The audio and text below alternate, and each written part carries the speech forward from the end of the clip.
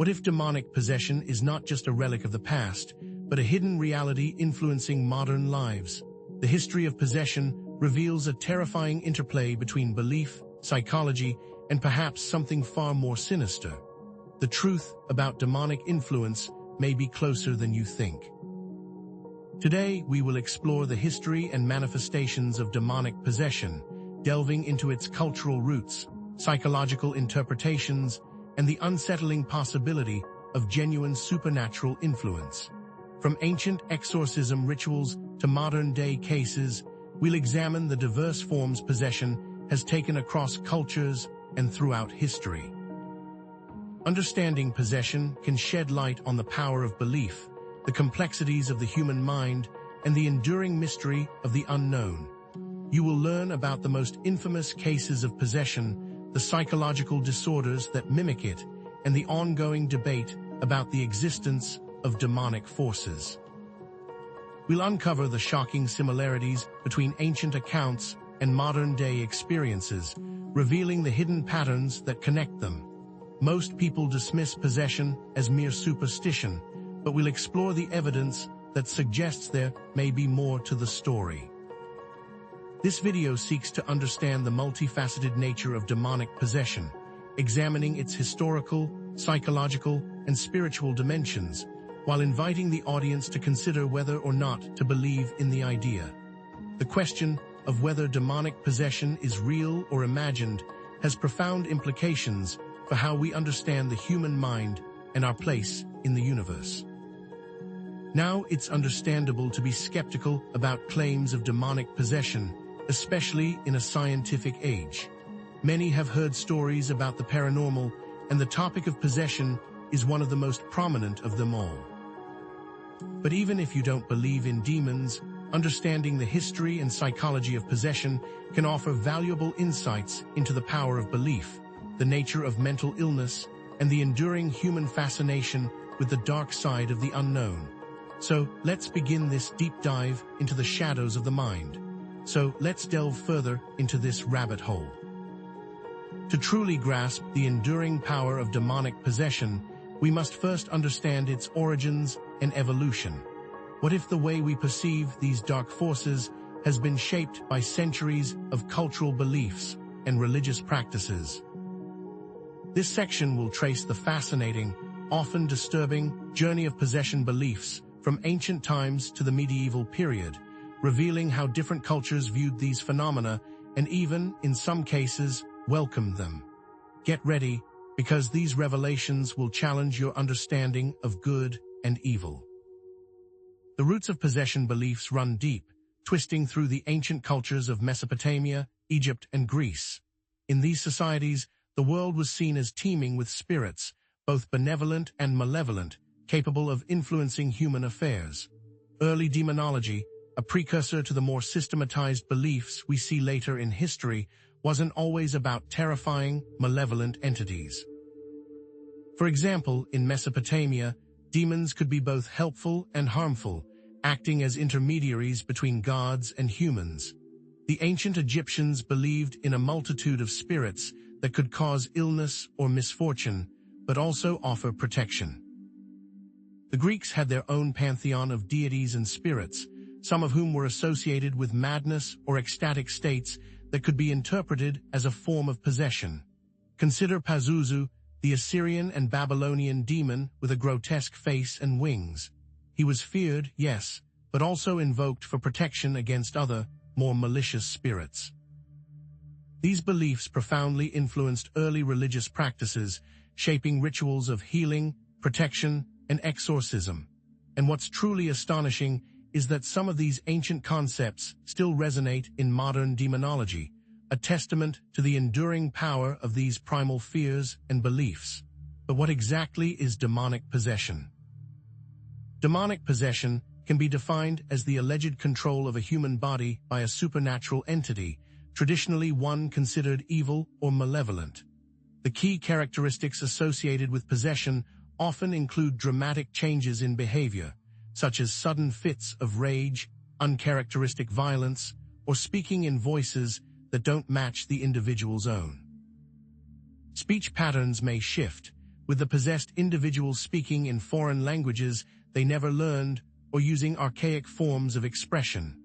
Physical abilities might also seem to be altered, with reports of superhuman strength, resistance to pain, or contortions of the body that defy natural limits. It is vital to distinguish between demonic possession and other forms of spiritual influence, or perhaps even more importantly, mental illness. Not every unusual behavior or unexplained phenomenon is a sign of demonic intrusion. Demonic possession can be thought of as an unwanted tenant taking over a house. The demon, in this analogy, is the squatter, seizing control of the physical structure and dictating the actions of the original inhabitant. To truly understand the historical perspective, consider the story of the Gadarene demoniac from the Bible. In this account, Jesus encounters a man possessed by a multitude of demons who identify themselves as Legion. The man exhibits superhuman strength, lives among the tombs, and cannot be restrained by chains. Jesus casts the demons out of the man and into a herd of pigs, which then rush into the sea and drown. This narrative, found in the Gospels of Matthew, Mark, and Luke, is one of the most well-known examples of alleged possession in religious texts, but the Bible is not alone. Ancient texts and folklore are replete with accounts of possession, each reflecting the unique cultural and religious beliefs of its time. Take the case of ancient Egypt's possessed princess, as documented in the Bentresh stele. This tells the story of a princess from a foreign land who falls ill and is believed to be possessed by a malevolent spirit. The pharaoh sends for a renowned exorcist from Egypt, who travels to the princess's kingdom and performs a ritual to drive out the demon. These examples highlight common themes, such as the loss of control, the presence of a foreign entity, and the need for intervention by a religious figure or healer. What is the significance of these historical examples, and what do they reveal about the human condition? The cultural and religious contexts in which these accounts occurred are paramount. In societies where belief in spirits and demons was widespread, possession offered a framework for understanding unexplained phenomena, illness, and aberrant behavior. The symbolism behind the various manifestations of possession is also rich and varied. Changes in speech might represent the demon's attempt to assert its own identity, while physical contortions could symbolize the struggle for control over the body. Fear, belief, and social context all played a crucial role in shaping these accounts. When people believed in demons, they were more likely to interpret unusual experiences as signs of possession, creating a self-fulfilling prophecy. But how did other religions view possession or affliction? In some Eastern traditions, similar phenomena might be attributed to karmic debts, imbalances in energy, or the influence of ancestral spirits, offering alternative explanations for what Western cultures might label as demonic possession. Possession beliefs are ancient, diverse, and deeply rooted in cultural context. But what happens when possession is actually a psychological disorder? How did these beliefs evolve during the medieval period, and what role did the Church play in shaping the understanding of demonic possession? What we'll uncover is that throughout different time periods, the perspective of the human mind and disorders changes drastically. This will ultimately beg the question, are we dealing with the evolution of understanding mental health or the evolution of demons? It's crucial to acknowledge that not all historical accounts of possession are necessarily accurate or reliable. Interpreting ancient texts and accounts presents significant challenges, particularly in the absence of scientific evidence. It's highly probable that many cases of supposed demonic possession were actually manifestations of psychological disorders that mimicked some of the symptoms. Hysteria, epilepsy, schizophrenia, and dissociative identity disorder could easily have been mistaken for demonic influence in a time when medical knowledge was limited. Furthermore, cultural biases and social pressures could significantly influence the interpretation of events. Claims of demonic possession might have served as a way to explain other illnesses or to exert control over individuals who deviated from social norms. did demonic possession simply become a convenient explanation for that which humanity did not understand. Despite the challenges of interpreting historical accounts, possession beliefs have profoundly impacted human culture and religion. The history of possession reveals a complex interplay between fear, faith, and the unknown. The enduring human fascination with the supernatural and the power of belief continue to shape our understanding of the world around us. Are we merely projecting our fears and anxieties onto the idea of demonic possession, or is there something more to this phenomenon? This is where our journey deepens. But what happens when possession is actually a psychological disorder? The ancient world gave way to new powers that shaped the understanding of demonic possession. Now let's turn our attention to the rise of the medieval church, which played a central and often feared role in defining demonic influence. This is a story of how an institution shaped reality itself, wielding the power to not only identify evil, but also to combat it with rituals and decrees that echo through the ages. Prepare to explore the medieval church's beliefs and practices surrounding possession, a world where the line between divine intervention and diabolical intrusion blurred, with terrifying consequences for those caught in the crossfire. The ascent of the church in medieval Europe was a phenomenon that permeated every facet of life, casting a long shadow over beliefs about the supernatural. As the Roman Empire crumbled, the church stepped into the power vacuum, becoming the ultimate authority on matters both spiritual and temporal. Key figures emerged, individuals who shaped the understanding of demonology that would dominate the era, theologians like St. Augustine, whose writings on sin and evil provided a framework for understanding demonic influence. Inquisitors, figures tasked with rooting out heresy, often attributing unorthodox beliefs to demonic possession. And saints, whose lives were often framed as battles against demonic forces, solidifying the church's role as the bulwark against darkness. These figures developed a systematic demonology, classifying demons, outlining their powers, and prescribing methods of combating them. The Bible, particularly the Old Testament's accounts of demonic encounters and the New Testament's tales of exorcism, served as the bedrock of these beliefs. But the church did not operate in a vacuum. Folklore and popular superstitions, passed down through generations, intertwined with religious doctrine, creating a rich tapestry of beliefs about demons and possession, leaving many to wonder where fact ended and fiction began. At the heart of the medieval church's response to demonic influence lay the practice of exorcism, defined as the ritualistic expulsion of demons from a possessed person, place, or object. Exorcism was far from a simple act. It was a complex undertaking that involved different types of rituals, each designed to confront and banish the demonic presence.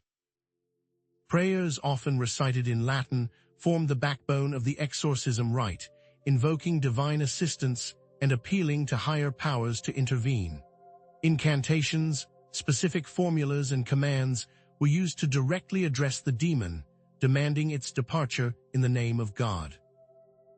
And the use of holy relics, objects associated with saints or Christ, were believed to possess inherent power that could repel demonic forces. According to medieval demonology, possession manifested in a variety of ways, each a sign of the demonic presence within, with speaking in tongues, uttering languages unknown to the individual, seen as a clear indication of an external force manipulating their vocal cords. Unnatural strength, displaying physical abilities far beyond their normal capacity, suggesting a demonic empowerment. And an aversion to religious symbols, reacting negatively to crosses, holy water, or other sacred objects, revealing the demon's discomfort in the face of divine power. Demons were not a monolithic entity.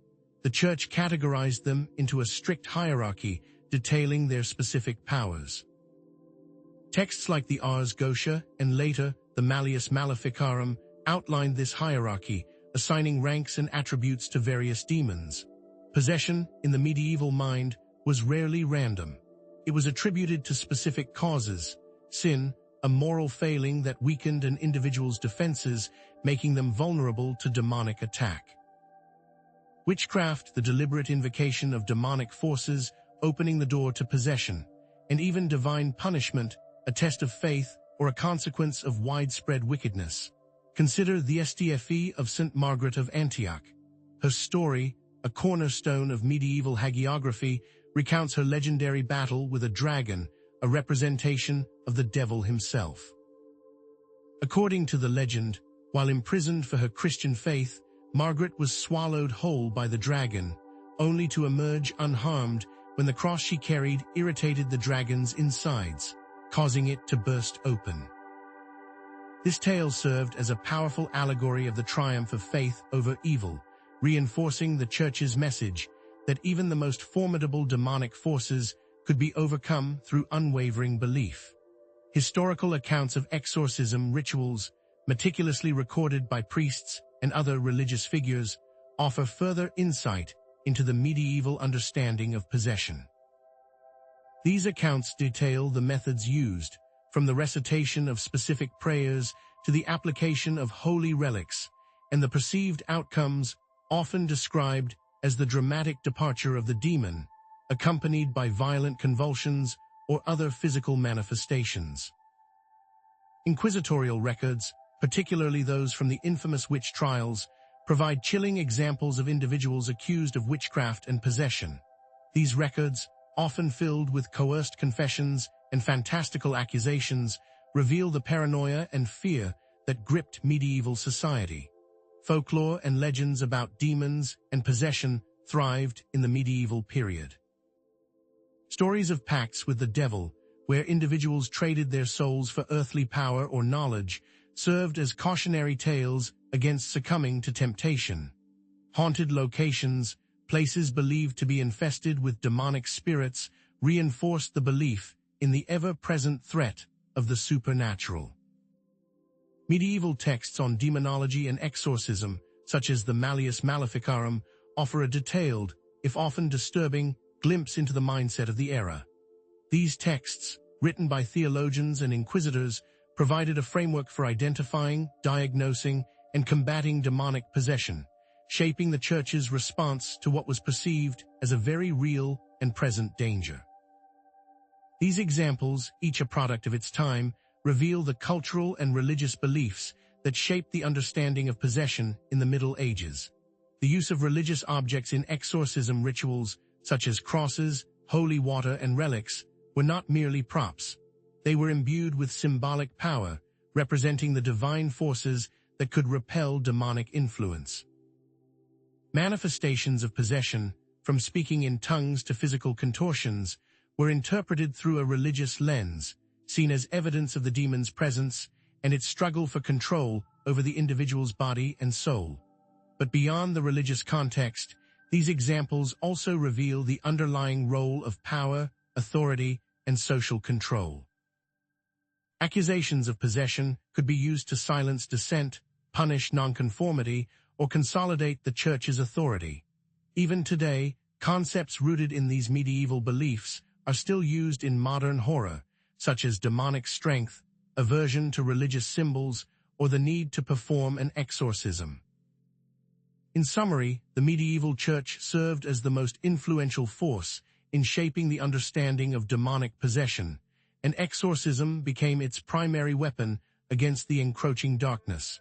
But what happens when the scientific method is applied to the unexplained? What if the possessed started displaying knowledge that should be impossible for them to possess? This raises a question that would challenge the very foundations of the Church's authority. Could demonic possession be something other than what it seemed, something perhaps rooted not in the supernatural, but in the human mind itself? It is important to acknowledge that not all cases of alleged possession during the medieval times should be considered as authentic demonic events. In fact, it's not an exaggeration to say that, in many cases, supposed demonic possession was simply a case of psychological or other disorders that mimicked some of the symptoms. One must consider the diagnostic limitations of the era. Mental health was poorly understood, and what we now recognize as hysteria, epilepsy, schizophrenia, or even dissociative identity disorder, could have easily been misconstrued as demonic influence. The stigma associated with mental illness, coupled with the limited availability of treatment, meant that individuals suffering from these conditions were often ostracized and labeled as possessed. Then consider this. Some individuals may have feigned possession for attention, power, or other motives. In a society where the church held immense sway, claiming to be a victim of demonic forces could be a way to gain sympathy, manipulate others, or even challenge authority.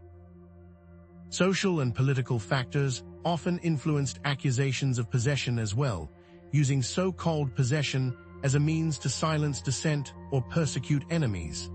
Despite these points, possession beliefs were a significant part of medieval culture and religion, deeply intertwined with the fabric of daily life. The medieval church's response to possession reveals a complex interplay between faith, fear, and the quest to understand the unknown. So, as you reflect on this intricate period in history, consider this.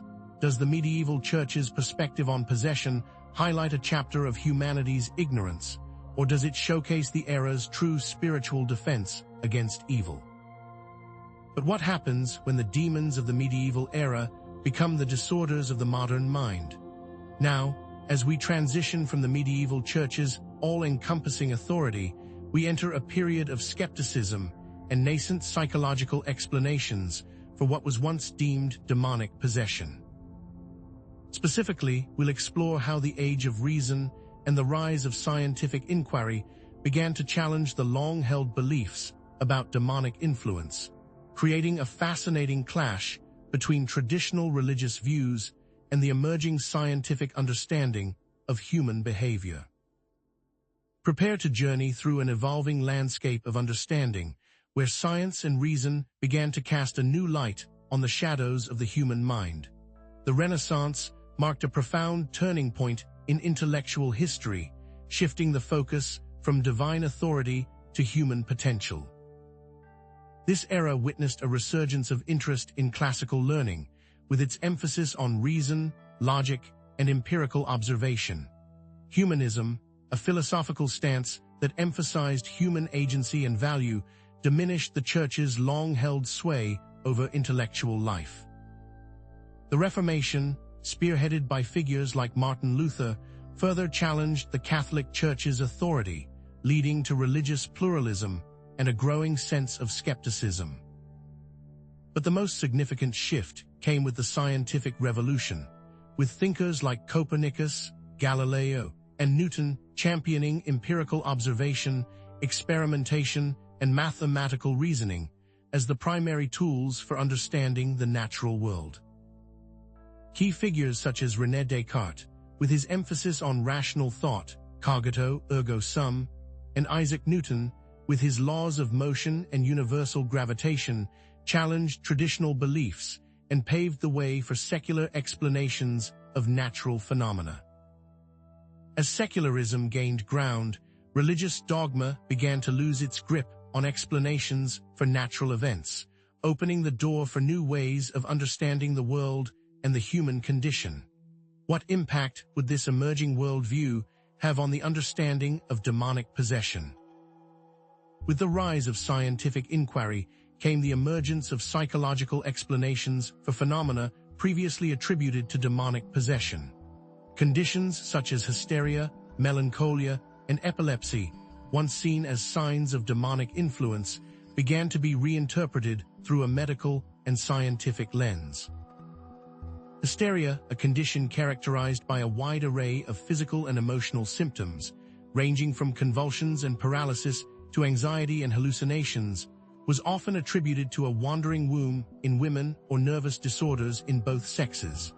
Melancholia, a state of profound sadness and despair, was recognized as a distinct medical condition, rather than simply a sign of demonic oppression. Epilepsy, characterized by seizures, was increasingly understood as a neurological disorder, rather than a divine or demonic curse. Physicians and scientists began to approach alleged possession cases with a new methodology, using empirical observation and scientific reasoning to uncover natural causes for the observed symptoms. Instead of relying on religious interpretations or exorcism rituals, they sought to identify underlying medical or psychological conditions that could account for the individual's behavior. This distinction marked a pivotal shift from supernatural to natural explanations for behavioral anomalies. How effective would these nascent psychological models be in explaining the full range of phenomena associated with possession? As psychological explanations gained traction, they began to replace demonic ones in possession cases during the early modern period.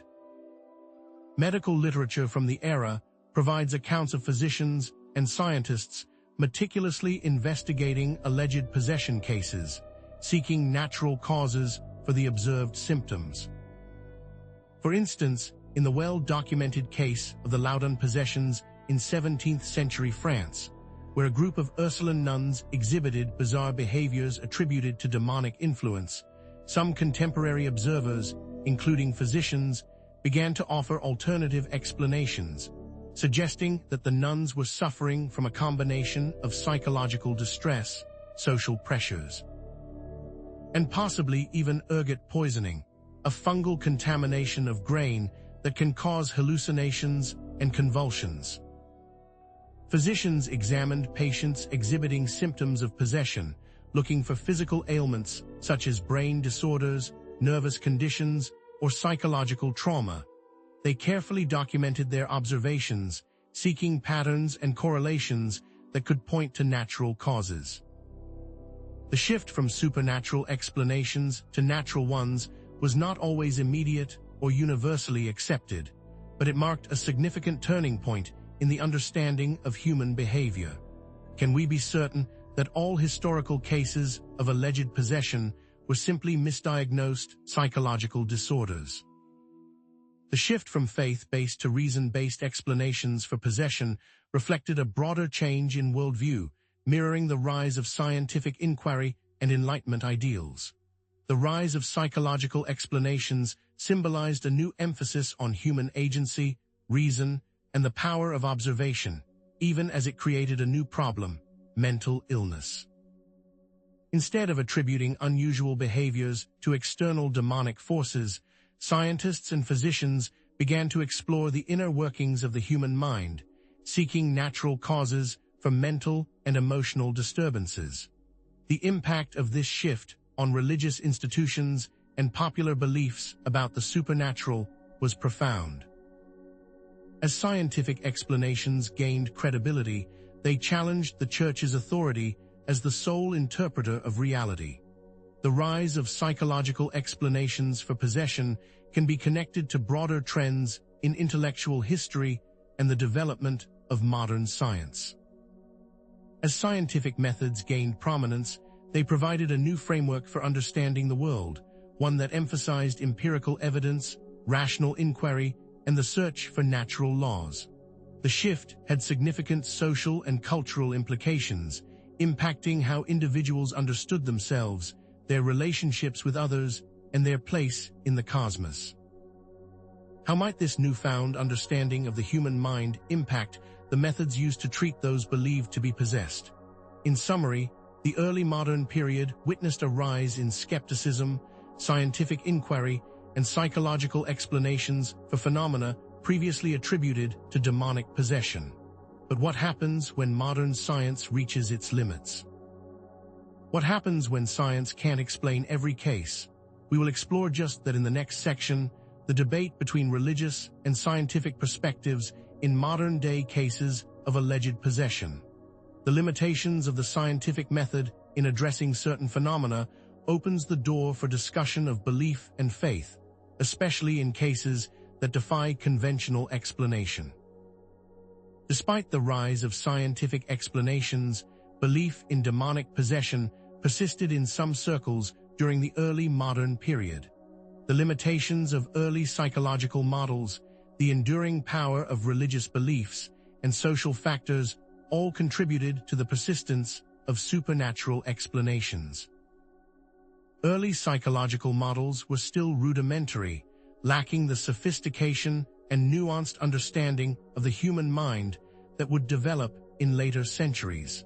Many people continued to attribute their experiences to demonic forces, despite the availability of psychological explanations. Cultural and social factors influenced the interpretation of events, particularly in communities where religious beliefs remained strong.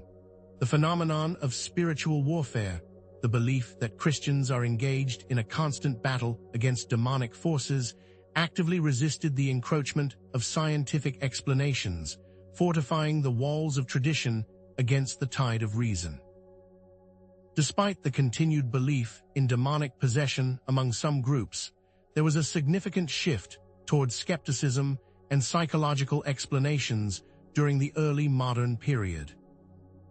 The early modern period marked a turning point in the understanding of possession, as scientific inquiry and psychological explanations began to challenge traditional religious beliefs. But the question of whether demonic forces truly exist remains a subject of ongoing debate. The early modern period provides insight highlighting key themes and variations in beliefs about possession across different social classes and religious affiliations. So, as we move forward, remember this: has science truly provided all the answers, or are there forces at play that lie beyond the grasp of empirical inquiry? Now, as we transition from the rise of scientific explanations to challenge traditional belief, the reality is that beliefs in possession persists in many forms today. But why? We must examine contemporary claims of demonic possession and the ongoing tension between religious and scientific interpretations. Cases arise where science struggles to fully explain the observed phenomena, blurring the lines between what's understood and the mysteries that endure. Prepare for a balanced investigation into modern possession claims, considering both skeptical and believer perspectives, as we delve into cases that challenge our understanding of the mind, body, and spirit. To fully grasp the modern context of demonic possession, let's briefly outline the advancements in modern psychology and psychiatry. Diagnostic tools and treatment methods for mental illnesses have come a long way, offering explanations and therapies for conditions that were once attributed to supernatural forces. Yet alongside these scientific advancements, the continued presence of religious beliefs and practices related to exorcism and deliverance ministries remains a significant aspect of various cultures. While Western societies have experienced increasing secularization, there's also been a resurgence of interest in spirituality and the paranormal, creating a complex interplay of beliefs. The role of media, including film, television, and books, has significantly shaped public perception of demonic possession, often sensationalizing or distorting the reality of mental illness, while simultaneously giving a platform to the belief in demonic forces. It is also important to mention the differences between how mental illness is viewed by people with different religious viewpoints, leading to people seeking religious intervention instead of medical. How has the convergence of these elements complicated our understanding of demonic possession in the modern world? In the modern context, demonic possession is often defined by religious figures based on specific criteria, such as sudden and inexplicable changes in personality, an aversion to religious objects or symbols, the manifestation of supernatural abilities like speaking in unknown languages, glossolalia, or demonstrating unusual strength. However, modern medical professionals diagnose and treat mental disorders that can closely mimic these signs of possession. Conditions like schizophrenia, dissociative identity disorder, formerly known as multiple personality disorder, conversion disorder, and even certain neurological conditions can produce symptoms that, to the untrained eye, might appear to be supernatural in origin. This presents a significant challenge. How do we differentiate between genuine possession, a manifestation of mental illness, and the influence of cultural phenomena like trance states or altered states of consciousness, which can also lead to unusual behaviors and experiences? It's also important to introduce the concept of depersonalization as a scientific phenomenon that may explain some elements attributed to possession, giving the person the sense they are not real or not in their body. It is also worth noting the distinction between medical and religious approaches to diagnosis and treatment, highlighting areas of both overlap and conflict in how these issues are handled. To understand this distinction, let's present some specific examples of modern possession cases from different cultural and religious backgrounds. Consider the case of Anneliese Mitchell, a young German woman who underwent numerous exorcism rituals in the 1970s. Her alleged symptoms included convulsions, self-harm, and speaking in multiple voices. While religious figures attributed her condition to demonic possession, medical professionals diagnosed her with temporal lobe epilepsy and severe mental illness. Despite medical treatment, Anneliese's condition worsened, and she ultimately died of malnutrition and dehydration. This case illustrates the tragic consequences of relying on religious explanations over medical intervention.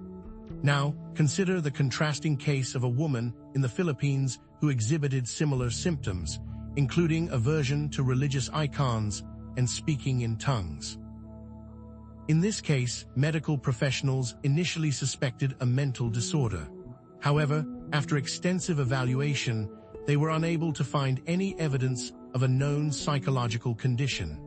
This led the medical team to consider other factors, including the patient's cultural background and strong religious beliefs.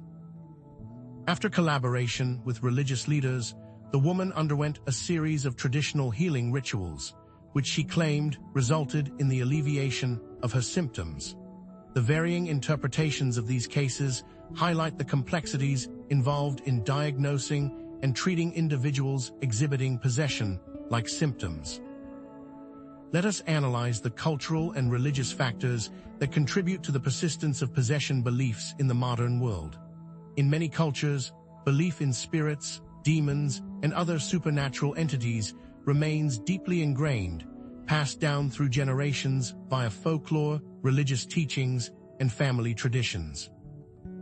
These beliefs can shape how individuals interpret their own experiences, leading them to attribute certain events or behaviors to supernatural causes.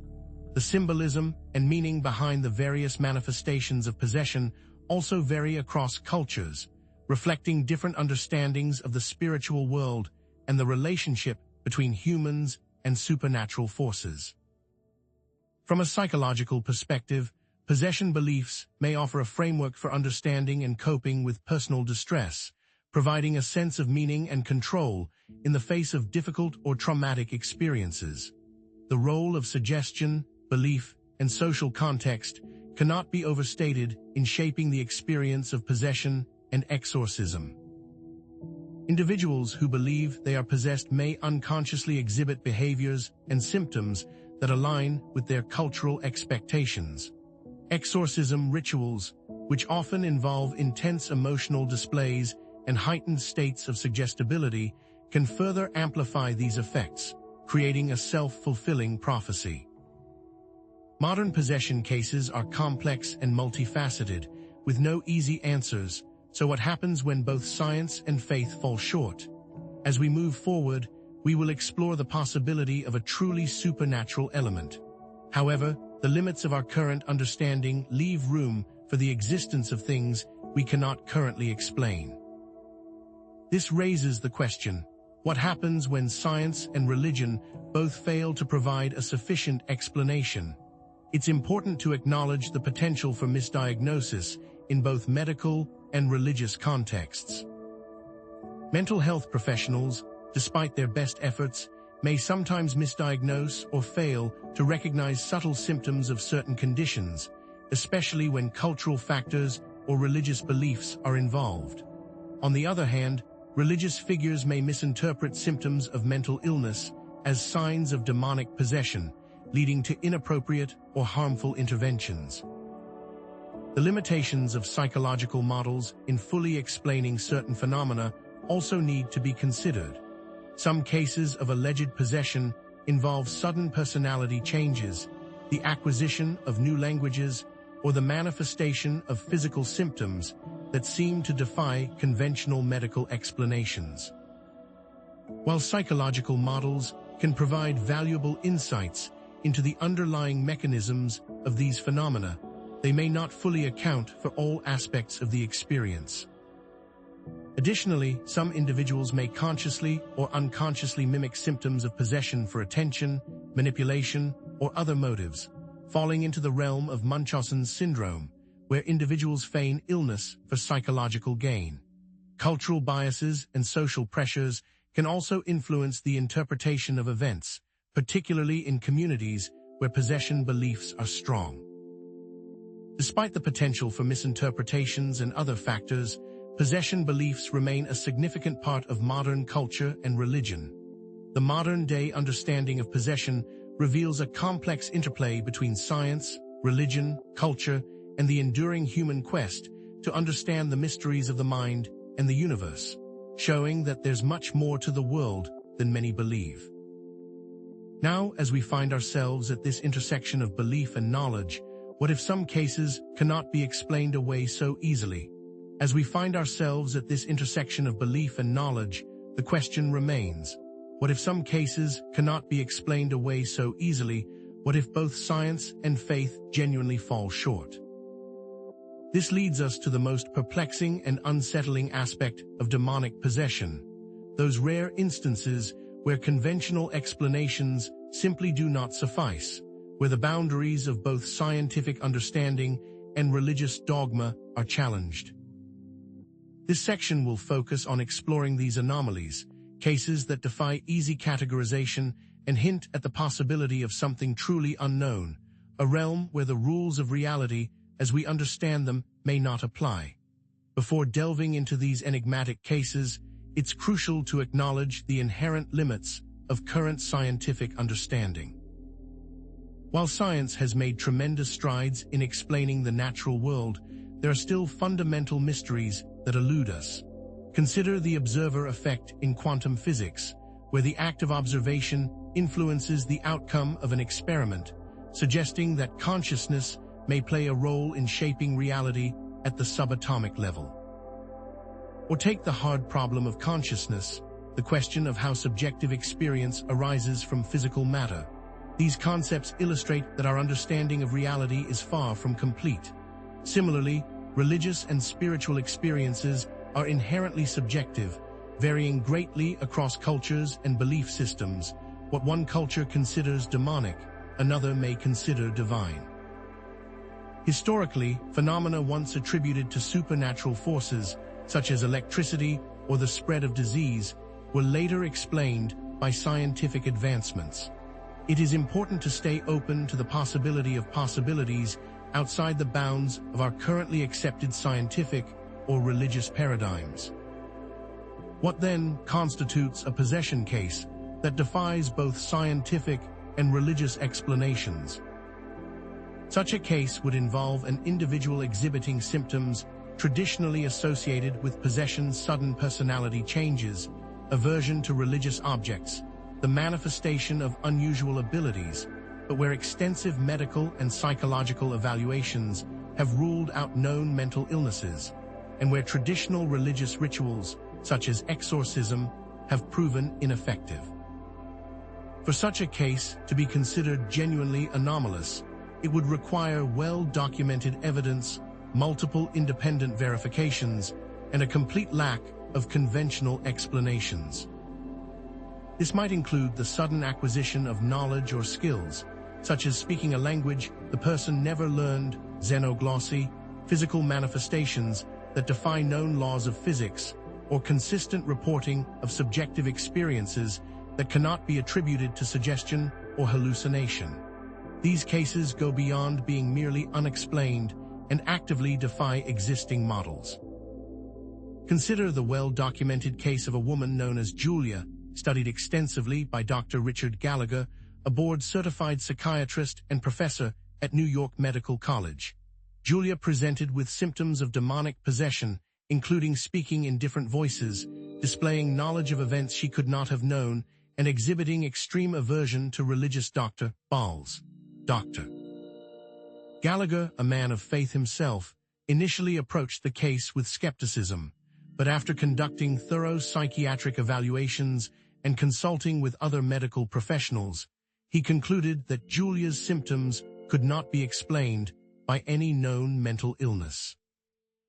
Exorcism rituals were performed by Catholic clergy, but these rituals had no lasting impact on Julia's condition, and in some instances, allegedly exacerbated her symptoms. The details of this car doctor, documented in Dr. Gallagher's book, Demonic Foes, present a perplexing scenario that challenges conventional understanding. What potential explanations could account for such cases, explanations that go beyond the conventional? Some researchers have speculated about the potential role of quantum entanglement, suggesting that entangled particles could somehow influence human consciousness or create connections between individuals. Others have explored the implications of consciousness studies, which posit that consciousness may not be limited to the brain, but may exist in a more fundamental form. Fringe theories about the nature of reality, such as the simulation hypothesis, have also been proposed as potential explanations, even in jest. It's essential to emphasize that these explanations are speculative and not scientifically proven. They may offer potential avenues for future research and exploration. Even in cases that seem genuinely anomalous, the role of belief and expectation in shaping the experience of possession cannot be discounted, just as it can't be in medical instances of the placebo effect. Perhaps these cases represent a complex interplay between psychological, cultural, and as yet unknown factors. These possession cases challenge the boundaries of current understanding, and so what are the main takeaways? They push us to consider the limits of our current knowledge and the possibility that there may be factors at play that are not yet understood. This leads us to the next critical question. How can we be sure that these seemingly inexplicable cases are not simply the result of highly suggestible individuals, cultural beliefs, or subtle forms of mental illness? Even in seemingly perplexing possession cases, those that seem genuinely anomalous, the potential for fraud, deception, or unconscious exaggeration must be considered. Some individuals may consciously mimic symptoms of possession for attention, manipulation, or other motives. Others may unconsciously exaggerate their experiences due to suggestion, cultural beliefs, or social expectations. It's also essential to acknowledge the power of suggestion in shaping the experience of possession. Individuals who believe they are possessed may unconsciously exhibit behaviors and symptoms that align with their cultural expectations. Furthermore, obtaining objective evidence in these cases is exceedingly difficult, given the subjective nature of the reported symptoms and the lack of controlled experiments. Even medical and religious professionals can be influenced by their own biases and beliefs, leading to potential misinterpretations of events. Confirmation bias can lead people to seek out evidence that supports their pre-existing beliefs while ignoring contradictory evidence. While skepticism is warranted and easy explanations should be exhausted first, how can we reconcile that fact with the very real experiences these people go through? It's crucial to approach these phenomena with both an open mind and a healthy dose of skepticism. Differentiating between genuine anomalies, psychological phenomena, and cultural beliefs is a complex and ongoing challenge. Continued critical thinking, scientific inquiry, and interdisciplinary collaboration are essential in exploring these complex and often controversial topics. While some possession cases may defy easy explanation, it is crucial to avoid jumping to conclusions and to continue exploring these phenomena with rigor, humility, and a willingness to consider all possibilities. But how do we walk this tightrope? How do we maintain our skepticism? And as we will explore in the next section, how can we determine if those who claim possession are not simply suffering from unrecognized mental illnesses? As we navigate these murky waters, sifting through the anomalous, the fraudulent, and the unexplained, we arrive at a critical juncture, the realm of psychological mimicry. What if the terrifying manifestations we attribute to demonic forces are, in fact, echoes of disorders lurking within the human psyche. We must now turn our attention to how psychological disorders can so convincingly resemble and tragically be mistaken for demonic possession, and the complex overlap between psychological symptoms and perceived signs of demonic influence, the potential for misdiagnosis, and how both psychological and religious beliefs can shape perception. This will necessitate a balanced exploration of psychological disorders that mimic possession, emphasizing the need for careful evaluation and accurate diagnosis, but acknowledging the limitations of the medical model. To truly grapple with this phenomenon, we must first understand the evolution of our understanding of mental illness. Historically, across countless cultures, aberrant behaviors and thought patterns were attributed to supernatural forces, demonic influence, divine punishment, or the machinations of malevolent spirits. In ancient Greece, for instance, conditions like epilepsy were considered sacred diseases, while other mental disturbances were often seen as the result of divine displeasure. The Middle Ages in Europe saw a surge in the belief that mental illness was a direct result of demonic possession, leading to brutal treatments and, in some cases, executions. However, as the Enlightenment dawned, a shift began. Figures like Philippe Pinel, in the late 18th century, championed a more humane approach to mental illness, advocating for the removal of chains and the treatment of patients in asylums as individuals deserving of care. The 19th and 20th centuries witnessed the rise of psychoanalysis, with Sigmund Freud and Carl Jung revolutionizing our understanding of the human psyche, postulating theories of the unconscious mind and psychological complexes. This eventually paved the way for modern neuroscience, which seeks to understand the biological underpinnings of mental illness. This gradual transition from supernatural explanations to scientific understanding fundamentally altered views about possession claims. Central to this shift has been the development of diagnostic criteria for major psychological disorders. Schizophrenia, for instance, is characterized by hallucinations, delusions, disorganized thinking, and a range of other cognitive and emotional disturbances. Dissociative identity disorder, or DID, involves the presence of multiple distinct personalities within a single individual, often accompanied by memory gaps and a sense of detachment from reality. Conversion disorder manifests as physical symptoms, such as paralysis or blindness, without any underlying medical explanation. These diagnostic categories provide a framework for understanding and treating mental illness, but it's vital to understand how societal beliefs have influenced the perception and treatment of mental illness throughout history. Even now, the Diagnostic and Statistical Manual of Mental Disorders, DSM, the handbook used by healthcare professionals in the United States and much of the world as the authoritative guide to the diagnosis of mental disorders, continues to evolve, reflecting our growing understanding of the human mind.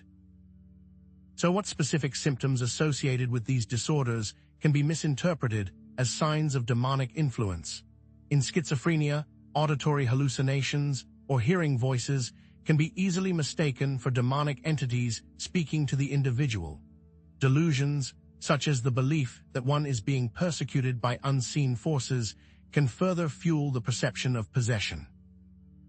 Sudden changes in behavior, disorganized thinking, and catatonia, a state of immobility and unresponsiveness, can all be attributed to external spiritual forces taking control. Indeed, the emergence of different personalities, each with its own distinct characteristics and behaviors, can be seen as evidence of multiple demonic entities inhabiting the same body. The memory gaps and sense of detachment from reality that often accompany DID can further reinforce this perception. With conversion disorder, physical ailments with no medical explanation, such as paralysis, blindness, or seizures, can be interpreted as physical manifestations of demonic power.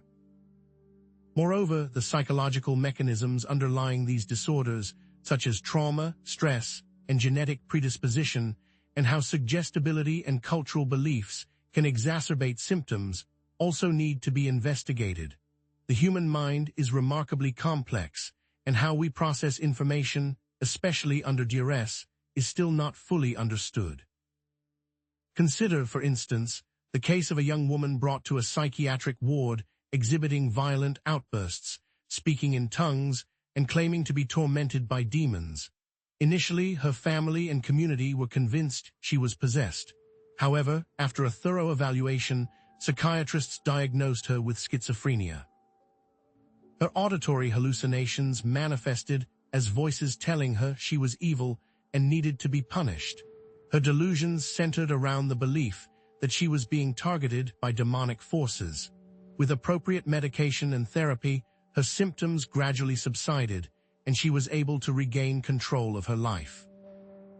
This case highlights the importance of careful evaluation and accurate diagnosis, and shows how psychological treatments, such as medication and therapy, can be used to alleviate the symptoms and improve the individual's quality of life. But what about the cases when cultural beliefs and social expectations influence the manifestation and interpretation of psychological symptoms, leading to misdiagnosis? One particularly striking example involves a patient diagnosed with dissociative identity disorder, initially believed to be possessed by multiple demons, each with a distinct name and personality. Through intensive therapy, it was revealed that the patient had suffered severe childhood trauma. The different personalities were coping mechanisms, fragments of her psyche that had split off to deal with the overwhelming pain. One demon, for instance, embodied her anger and rage, while another represented her fear and vulnerability. As she processed her trauma, these personalities began to integrate, and her symptoms gradually resolved. The patient, who had initially believed she was battling demonic forces, came to understand that she was, in fact, battling the echoes of her past. Consider also the case of individuals who were initially believed to be possessed, but were later diagnosed with a mental illness, detailing their experiences and perspectives. Imagine the terror and confusion of believing you are inhabited by malevolent entities, only to discover that the source of your suffering lies within your own mind. The stigma associated with mental illness can further exacerbate this suffering, leading individuals to feel isolated and ashamed. The challenges of differentiating between genuine possession and psychological disorders highlight the limitations of both medical and religious approaches. The medical model, while valuable in diagnosing and treating mental illness, may not fully account for the subjective experiences and spiritual beliefs of individuals. Religious approaches, on the other hand, may be prone to misinterpreting psychological symptoms as signs of demonic influence, leading to inappropriate and potentially harmful interventions. One of the most tragic consequences of such misinterpretations is the performance of exorcism rituals on individuals with mental illness, often resulting in further trauma and psychological distress. But what if there was some form of overlap or interaction between psychological and spiritual factors?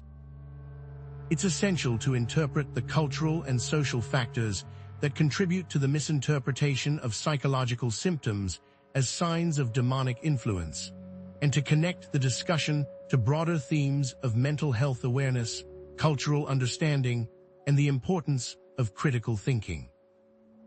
For instance, in cultures where belief in demonic possession is prevalent, individuals exhibiting symptoms of mental illness may be more likely to be labeled as possessed, leading to a self-fulfilling prophecy.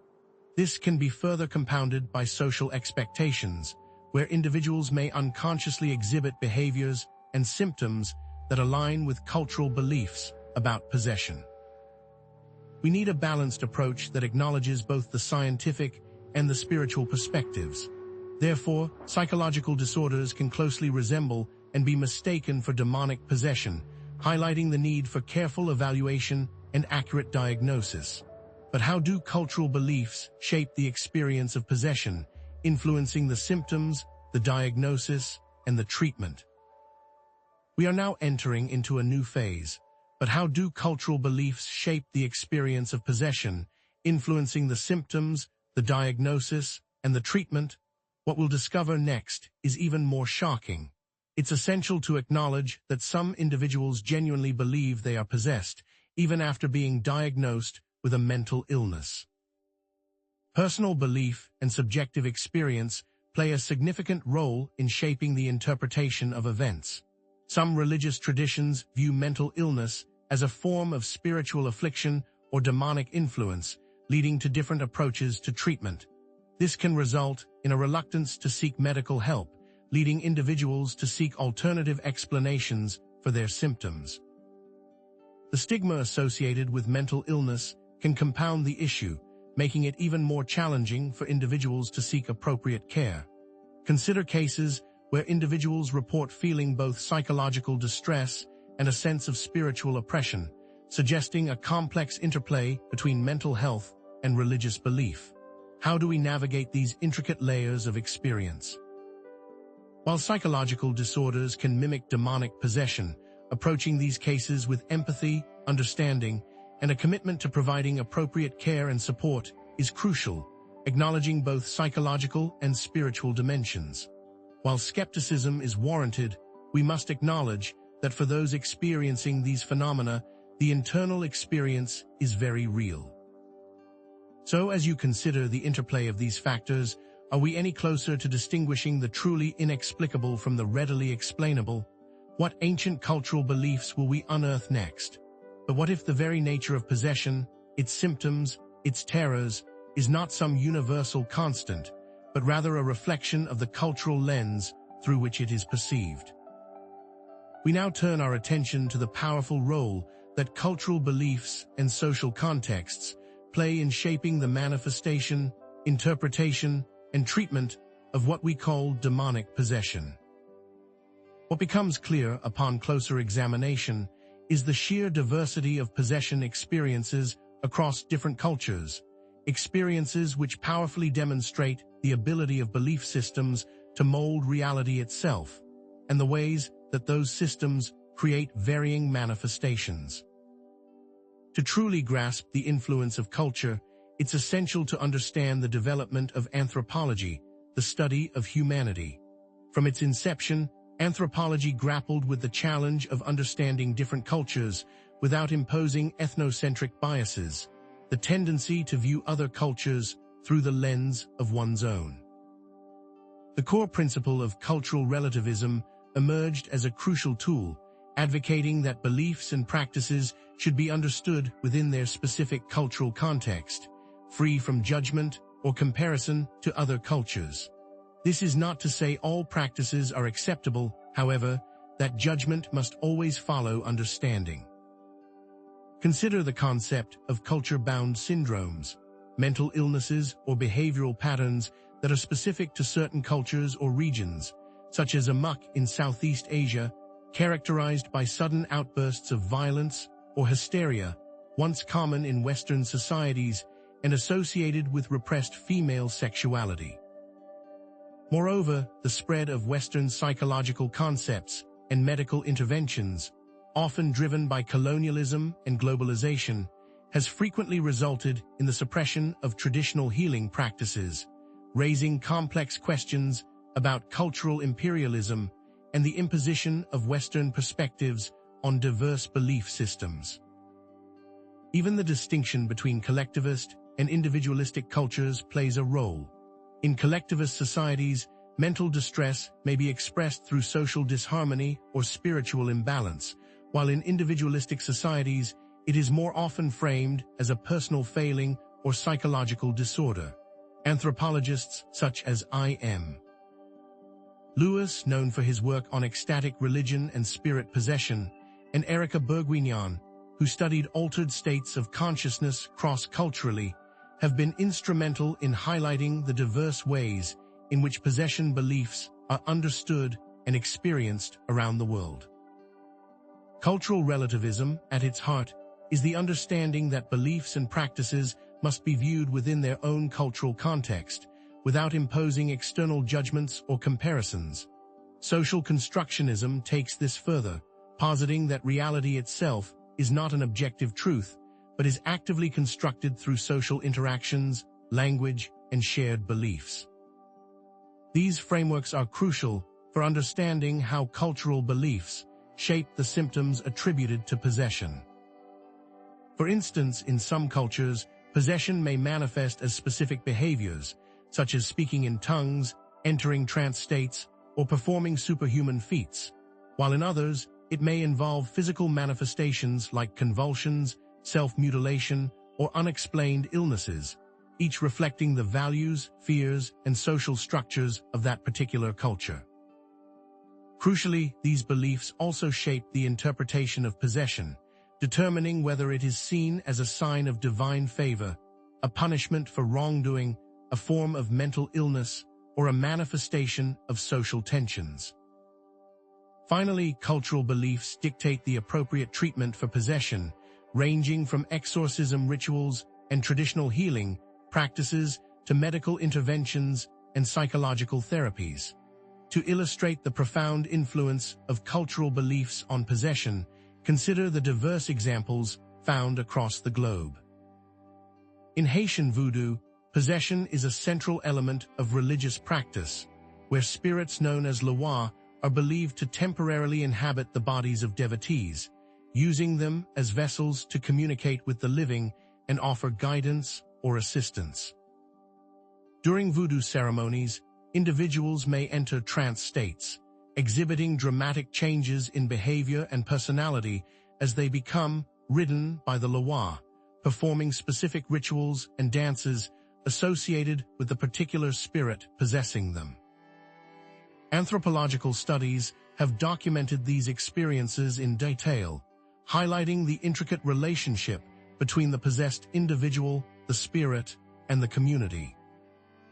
Contrast this with the Balinese trance dances, where individuals enter altered states of consciousness and are believed to be possessed by deities, often engaging in self-stabbing rituals or fire walking as a demonstration of their spiritual power. These trance states are carefully orchestrated and regulated by ritual leaders, serving as a way to maintain social harmony and reinforce cultural values.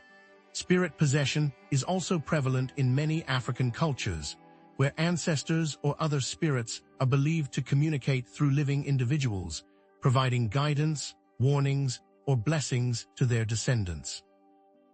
In these cultures, possession is often seen as a sign of connection to the spirit world and a source of spiritual authority. What about the specific rituals in these ceremonies? In voodoo, offerings of food, drink, and music are made to entice the Loa to manifest. In Balinese trance dances, gamelan music and incense create an atmosphere conducive to altered states of consciousness. In African spirit possession, rituals, drumming, chanting, and ancestral invocations are used to summon the spirits. Anthropological accounts detail these rituals, providing insights into the symbolic meanings and social functions of possession in each culture. When we analyze these diverse examples, it becomes clear that cultural beliefs exert a profound influence on the specific symptoms attributed to possession. These symptoms often reflect the values, fears, and social structures of the culture, serving as a way to express social tensions, reinforce cultural norms, or provide a sense of community and belonging. Consider, for instance, how the symptoms of possession may vary depending on the gender, social status, or religious affiliation of the individual, reflecting the power dynamics inherent in that particular culture. The symbolism and meaning behind the various forms of possession can also be interpreted in multiple ways, depending on whether one adopts an emic insider or etic outsider perspective. From an emic perspective, possession may be seen as a genuine spiritual experience, a direct encounter with the divine or demonic. From an etic perspective, it may be interpreted as a form of altered consciousness, a manifestation of psychological distress, or a performance of cultural beliefs, connecting the discussion to broader themes of cultural diversity, the power of belief, and the social construction of reality. However, this emphasis on cultural relativism also raises a critical question. What are the limits of this perspective when considering possession? Is it truly possible to understand and appreciate all cultural beliefs, even those that may seem harmful or oppressive from an outside perspective? And what happens when these cultural beliefs clash with modern medical science and individual rights? The exploration of these complexities will reveal even more about the hidden corners of belief and the fine line between cultural understanding and ethical responsibility. One of the primary limitations of cultural relativism lies in its potential to justify practices that may violate fundamental human rights or cause significant harm. Cultural beliefs have, throughout history, been used to justify oppression, discrimination, and violence against marginalized groups, and the belief in demonic possession is no exception. Consider the historical persecution of witches in Europe, where individuals, primarily women, were accused of being possessed by the devil and subjected to torture, execution, and other forms of inhumane treatment, or instances where individuals are coerced into participating in possession rituals or practices against their will, often under pressure from family members or community leaders. Furthermore, the application of Western psychological concepts and medical interventions to individuals from different cultural backgrounds can lead to misdiagnosis or ineffective treatment. What if Western psychological frameworks fail to adequately capture the nuances of culturally specific experiences of distress?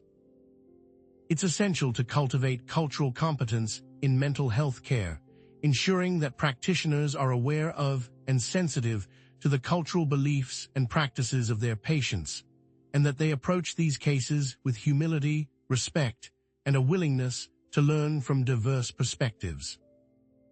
Therefore, while cultural understanding is paramount when considering cases of alleged possession, it is equally crucial to uphold individual rights and prevent harm. The complexities of balancing cultural sensitivity with ethical considerations demand interdisciplinary collaboration between cultural experts, medical professionals, and religious leaders, ensuring that these delicate and sensitive issues are addressed with both compassion and competence. In the end, while cultural beliefs undeniably shape the experience of possession, it is our shared commitment to promoting well-being and protecting human rights that must ultimately guide our approach to these complex and often unsettling phenomena. Are we then left to wonder what happens when faith, tradition, and the well-being of individuals collide? What unsettling truths will our next examination unearth? While cultural narratives provide the framework for understanding possession, the question remains, why are some individuals more susceptible than others? We now turn our attention to the hidden vulnerabilities within the human psyche that may amplify the power of suggestion and cultural narratives, leading individuals to embrace the phenomenon of possession. These vulnerabilities, often unnoticed, can act as gateways, allowing external narratives to take root and shape perception. This exploration will delve into the psychology of belief, suggestibility, and the human tendency to seek meaning, especially during times of uncertainty or stress. To understand the role of suggestibility, we must first trace its exploration through the history of psychological research. It began in the late 18th century with Franz Mesmer and his theory of animal magnetism, later known as hypnosis, which captivated audiences with its apparent ability to induce altered states of consciousness. Though initially dismissed as charlatanism, hypnosis gradually gained scientific recognition, leading to more rigorous investigations into the power of suggestion. Figures like Clark Hull, with his meticulous studies of hypnotizability, and Ernest Hilgard, known for his neo-dissociation theory of hypnosis, contributed significantly to understanding the mechanisms of suggestion. Irving Kirsch's work on placebo effects further highlighted the profound influence of expectations and beliefs on both physical and psychological outcomes. Furthermore, the development of personality theories brought to light individual differences in suggestibility, with traits like openness to experience, absorption, and fantasy proneness emerging as key factors. As cognitive psychology rose to prominence, it emphasized how beliefs, expectations, and biases could shape perception and memory, amplifying the effects of suggestion. Scales and measures were developed to assess suggestibility and related psychological traits, though their accuracy remains a subject of ongoing debate. But what exactly do we mean by suggestibility? Suggestibility can be defined as the tendency to accept and act on the suggestions of others, even in the absence of objective evidence. This susceptibility can be influenced by a multitude of factors. Personality traits, such as those predisposed to fantasy or those seeking novel experiences, create an environment ripe for suggestion. Emotional states, particularly anxiety or fear, can heighten suggestibility by diminishing critical thinking and increasing reliance on external sources of information. Social pressure, especially within groups that share strong beliefs, can compel individuals to conform and accept suggestions, even if they contradict their own perceptions. Finally, the perceived authority of the source, whether a religious leader, a medical professional, or a charismatic figure, can significantly enhance the power of suggestion. This brings us to other related concepts. Hypnotizability, the degree to which a person can enter a hypnotic state and respond to suggestions, represents an extreme form of suggestibility. Absorption, the tendency to become fully immersed in sensory experiences and mental imagery, can blur the line between reality and imagination, making individuals more receptive to external suggestions. Fantasy proneness, the inclination to engage in vivid fantasies and to blur the line between reality and imagination, can also increase suggestibility by weakening the boundaries between internal and external experiences. Confirmation bias, the tendency to seek out and interpret information that confirms pre-existing beliefs, further reinforces suggestibility by selectively attending to evidence that supports the idea of possession. These psychological factors can amplify the power of cultural beliefs and social narratives, making individuals more susceptible to embracing the idea of possession as an explanation for their experiences. To illustrate the power of suggestibility, consider the wealth of evidence from studies on the placebo effect. In a classic example, patients suffering from chronic pain were given sugar pills, but were told they were powerful painkillers. Remarkably, a significant percentage of these patients reported a reduction in pain, demonstrating how beliefs and expectations can influence physical and psychological outcomes, even in the absence of any active medication. Research on hypnosis provides further compelling evidence. Highly suggestible individuals can experience altered states of consciousness and respond to suggestions in dramatic ways. In one experiment, participants were hypnotized and told they were unable to feel pain. When subjected to painful stimuli, such as electric shocks, they reported feeling little or no discomfort, showcasing the power of suggestion to override even the most basic sensory experiences. Social psychology also offers powerful examples of suggestibility in action. The Asch conformity experiments, conducted in the 1950s, revealed how social pressure can lead individuals to accept inaccurate information or engage in unusual behaviors. In these experiments, participants were asked to judge the length of lines, but were placed in a group where all other members intentionally gave the wrong answer. A significant percentage of participants conformed to the group's incorrect answer, even when they knew it was wrong, illustrating the power of social pressure to override individual judgment. Consider also the case of Anna Eklund, a woman whose alleged possession was meticulously documented. Initially skeptical, attending priests became convinced of her possession after witnessing a series of disturbing events. Factors such as the pervasive belief in demonic forces within the religious community, combined with Anna's own suggestibility and distress, likely contributed to this shift in belief. Furthermore, a 1992 study by researchers at the University of Manitoba found a statistically significant correlation between high suggestibility scores and belief in various paranormal phenomena. This study offers empirical support for the link between suggestibility and the acceptance of paranormal beliefs. But what is the interplay between suggestibility and cultural beliefs? Individuals with high suggestibility may be more likely to internalize and act upon the possession narratives prevalent in their culture.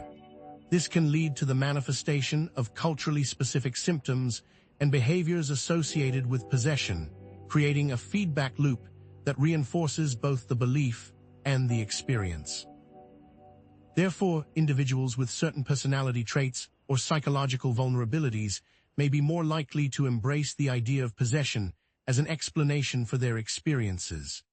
Those with high levels of anxiety, depression, or trauma may find that the possession narrative provides a framework for understanding and coping with their distress, even if it is ultimately a maladaptive one.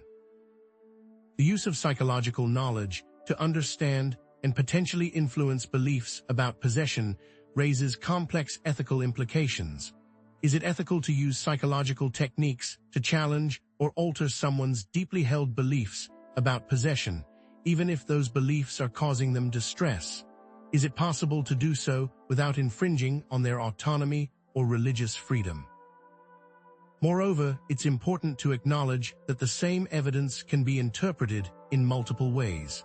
From a psychological perspective, the symptoms of possession may be seen as manifestations of underlying psychological distress, amplified by suggestibility and cultural beliefs.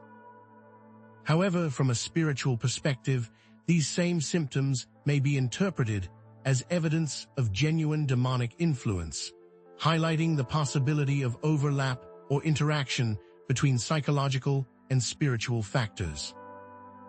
This discussion connects to broader themes of belief formation, the power of suggestion, and the human tendency to seek meaning and explanations, especially during times of uncertainty or stress.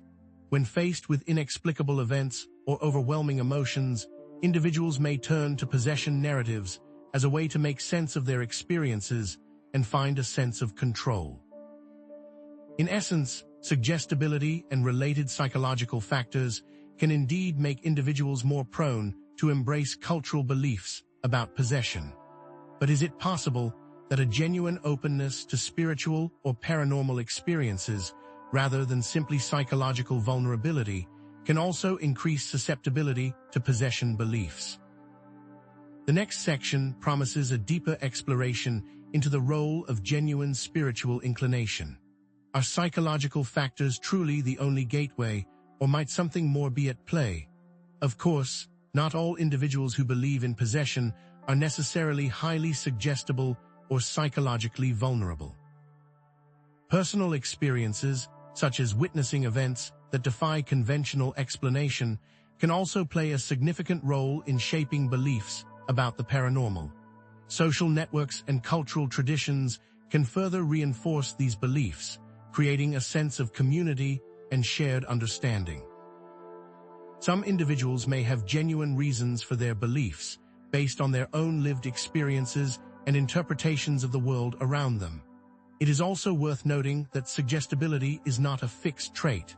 Some individuals may be highly suggestible in certain contexts, but not in others, depending on the topic, the source of information, and their emotional state. Someone who is highly suggestible when it comes to medical advice, for example, may be more skeptical and less suggestible when it comes to paranormal claims. Measuring suggestibility and related psychological traits is also a complex and challenging endeavor, given the subjective nature of these phenomena and the limitations of current assessment tools. Self-report measures, for example, may be influenced by social desirability bias, where individuals tend to present themselves in a favorable light, leading to inaccurate or incomplete responses. Furthermore, cultural biases and stereotypes can influence the interpretation of psychological traits, leading to inaccurate or unfair judgments about individuals' beliefs and experiences. What if, for example, cultural norms stigmatize certain expressions of emotion or behavior, leading to misinterpretations of psychological traits. Despite these counterarguments, it's crucial to remember the complexity of possession cases and the importance of considering both psychological and spiritual factors, while also acknowledging the influence of cultural beliefs and personal experiences.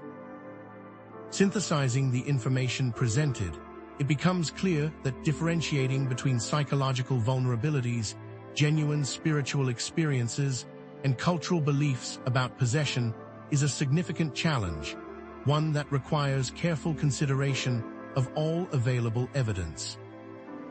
The very nature of these experiences makes them difficult to study and interpret, and there is no single explanation that can account for every case.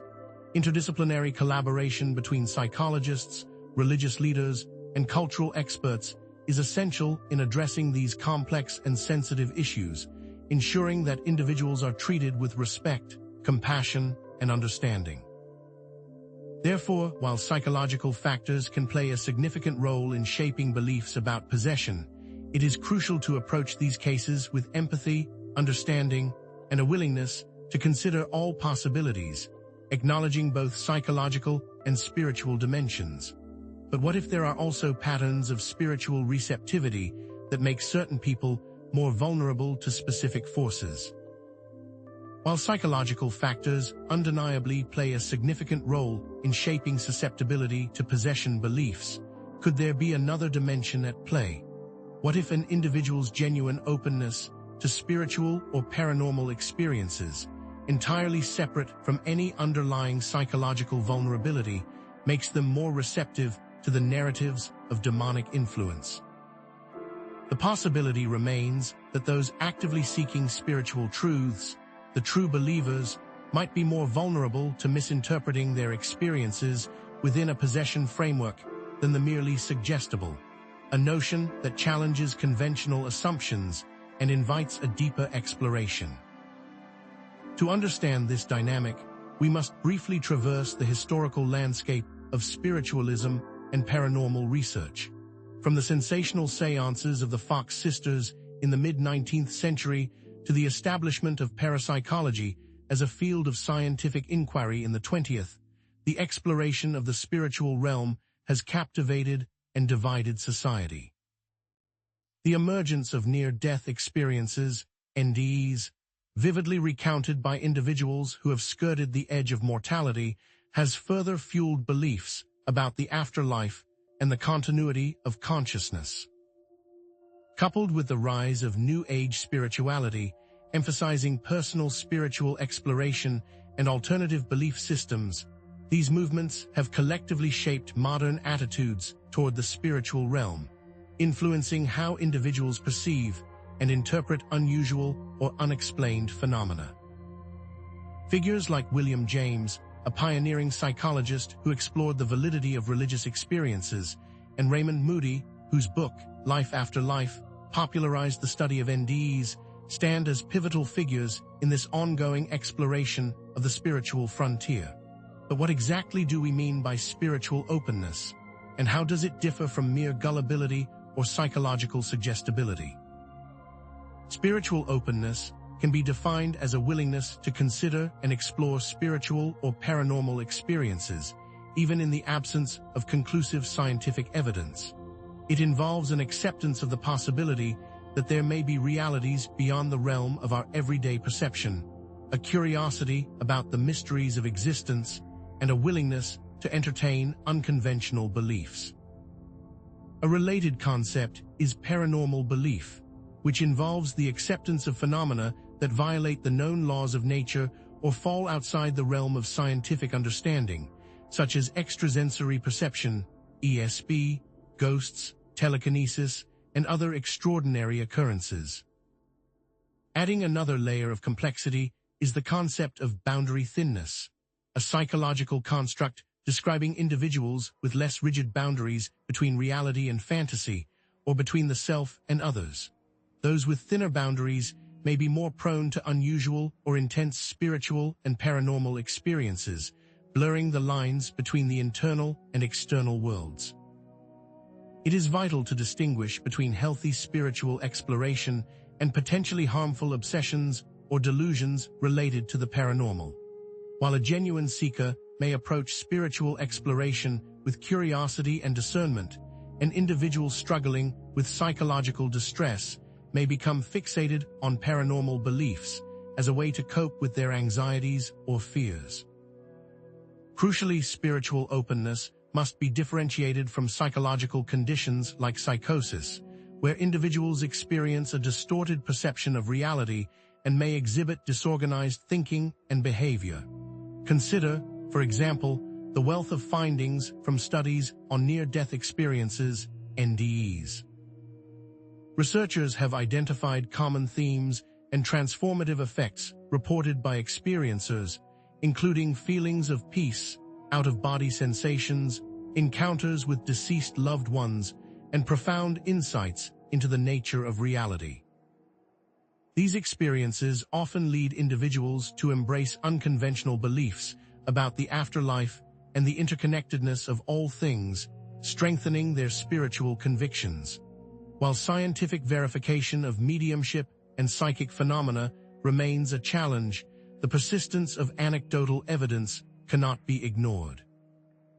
Many individuals report having had profound and transformative experiences with mediums or psychics, receiving information or guidance that they believe to be genuinely paranormal in origin. Imagine someone who has lost a loved one and through a medium receives a message that provides comfort and closure. Such an experience, while not scientifically verifiable, can have a powerful impact on their beliefs and worldview. There are countless examples of individuals who have had profound spiritual experiences, ranging from spontaneous mystical insights to transformative encounters with nature, that have led them to embrace unconventional beliefs about the nature of reality. Consider the case of a seasoned scientist raised in a skeptical environment who has a sudden, unexplainable spiritual awakening while meditating. This experience shatters their previous worldview and leads them to explore alternative spiritual traditions. But what happens when this genuine spiritual seeking takes a darker turn?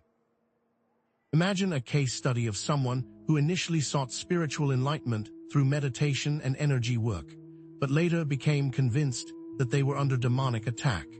Factors such as pre-existing anxiety, exposure to cultural narratives about possession, and misinterpretation of unusual sensations as paranormal activity may have contributed to this shift in belief.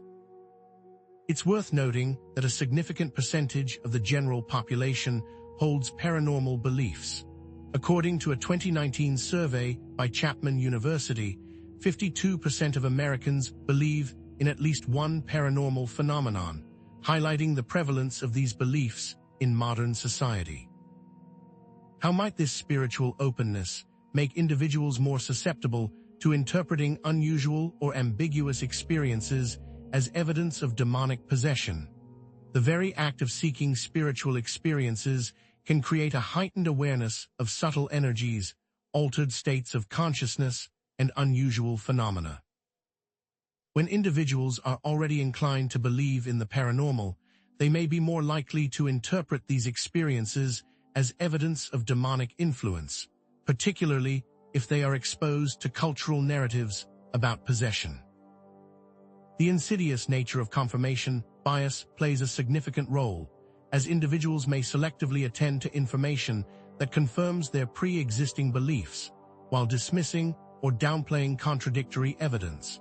The search for meaning, particularly during times of uncertainty or stress, can also drive individuals to embrace possession narratives as a way to make sense of their experiences. When faced with inexplicable events or overwhelming emotions, they may turn to the idea of demonic influence as a way to find a sense of control or understanding. Furthermore, the desire for control can paradoxically lead individuals to embrace the idea of possession. By identifying a specific external force as the cause of their problems, they may feel empowered to fight against it, seeking out exorcism or other forms of spiritual intervention.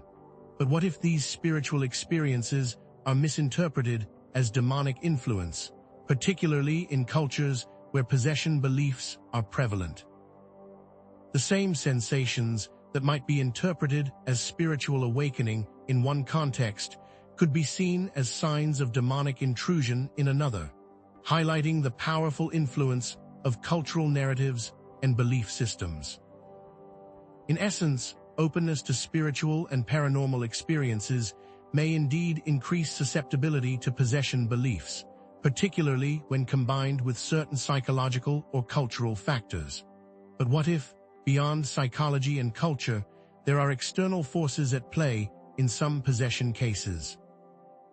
What if the very act of seeking spiritual knowledge opens a doorway inviting influences that are not always benevolent? The exploration into the realm of potentially external spiritual forces promises a deeper look into the mysteries that might lie beyond our current understanding.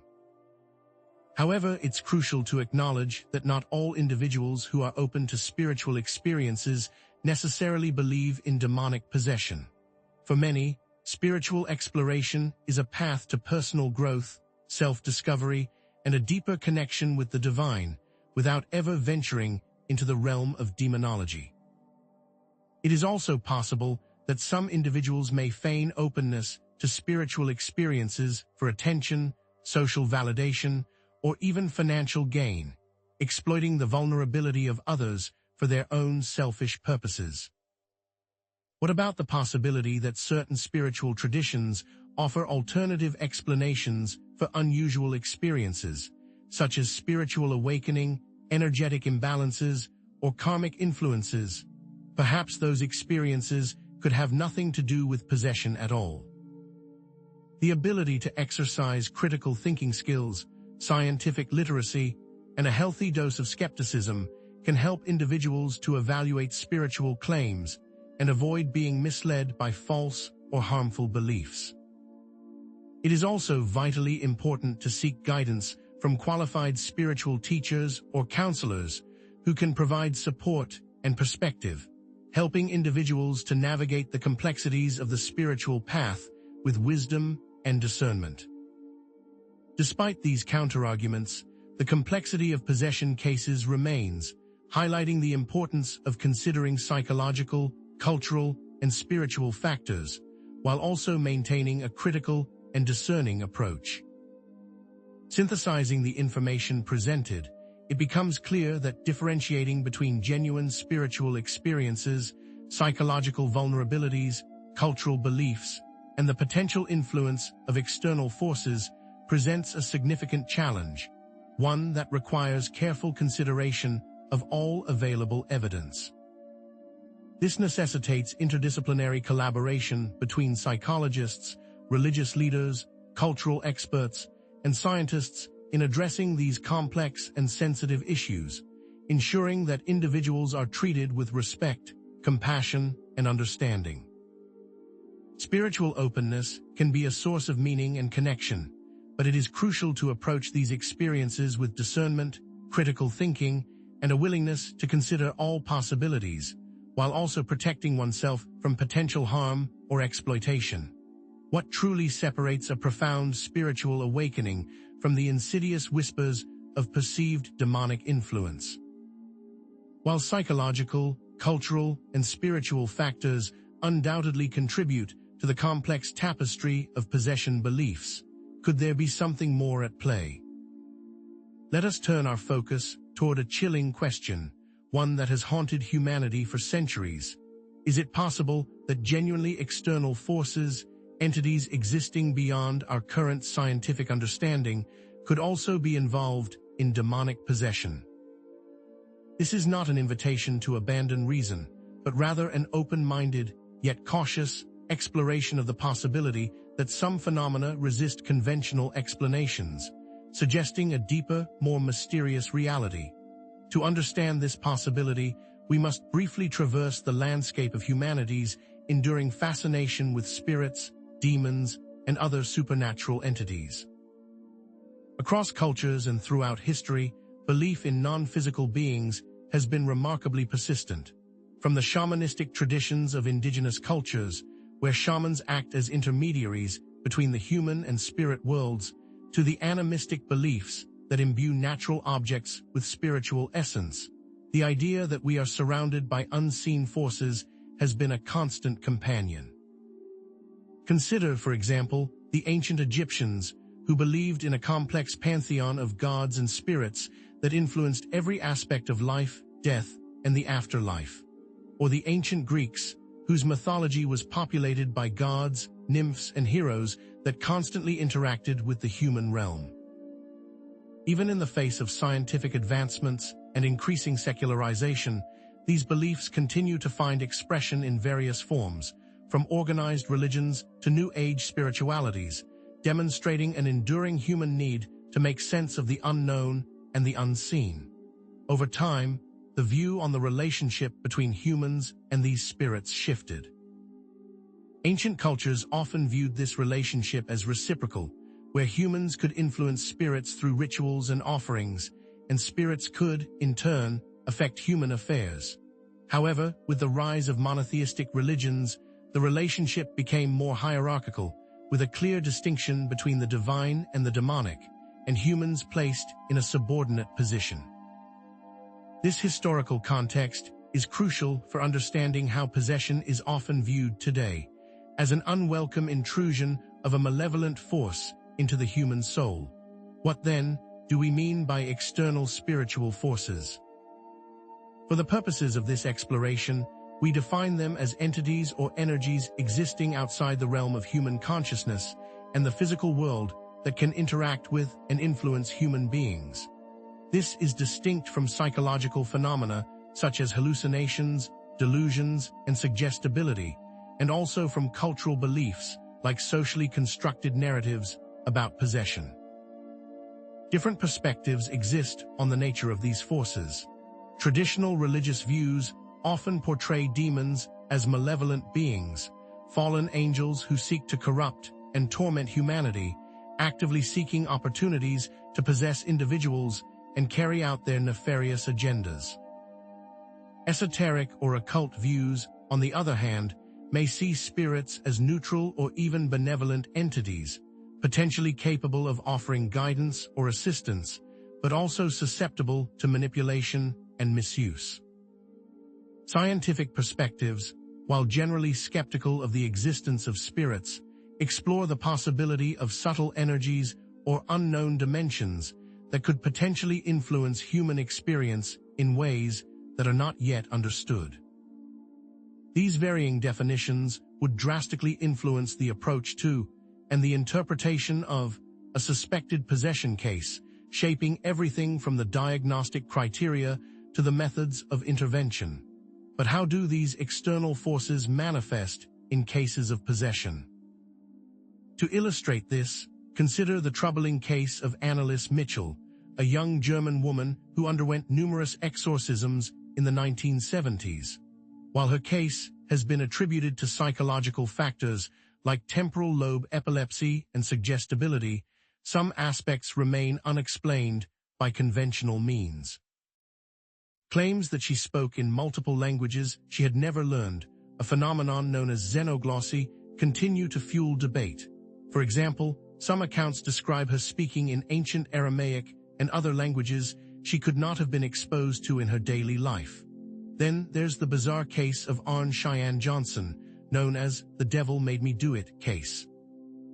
Johnson claimed that he was possessed by a demonic entity that had previously inhabited the body of a young boy.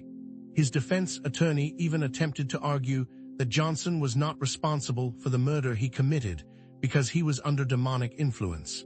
What makes this case particularly intriguing is the alleged transfer of the demonic entity, suggesting a tangible, transmissible force. And we can't forget the alleged Smurl haunting case. The Smurl family reported experiencing a series of terrifying paranormal events in their home, including apparitions, physical attacks, and claims of demonic possession. Ed and Lorraine Warren, famed paranormal investigators, became involved in the case, corroborating the family's accounts and claiming to have witnessed demonic activity themselves. What's striking about this case is the consistency of accounts by multiple family members, as well as the reported physical phenomena, such as objects moving on their own and unexplained noises. It is vital to emphasize the limitations of these cases as scientific evidence, as they are often based on anecdotal accounts and subjective interpretations. Yet, their persistence in the cultural imagination and the ongoing debates surrounding them point to the enduring human fascination with the possibility of external spiritual forces.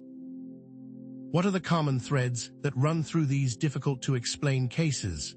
Reports of dramatic personality changes, often characterized by sudden shifts in behavior, mood, and even identity, are frequently observed. Unexplained physical phenomena, such as the spontaneous appearance of scratches or bite marks, objects moving on their own, or fluctuations in temperature, are also commonly reported.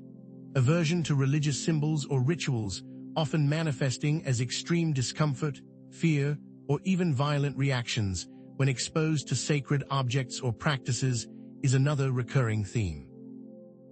And of course, there are claims of contact with non-human entities, whether through voices, visions, or other forms of communication.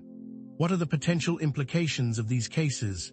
They may point to the existence of something beyond our current scientific or psychological understanding, challenging our assumptions about the nature of reality and the limits of human experience.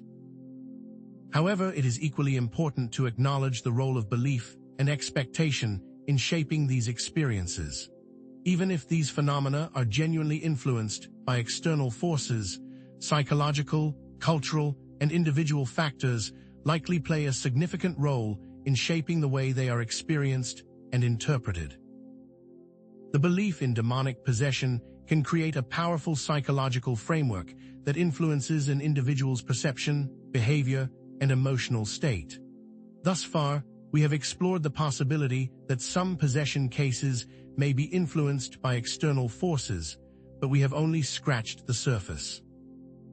But how can we be certain that these seemingly inexplicable cases are not simply elaborate hoaxes or the result of subtle psychological manipulation? The exploration of the dark side of paranormal claims and the need for rigorous investigation is of utmost importance. It is essential to acknowledge the potential for fraud, deception, or unconscious exaggeration in possession cases, even those that seem genuinely perplexing. Throughout history, charlatans and con artists have exploited people's beliefs in the paranormal for their own personal gain.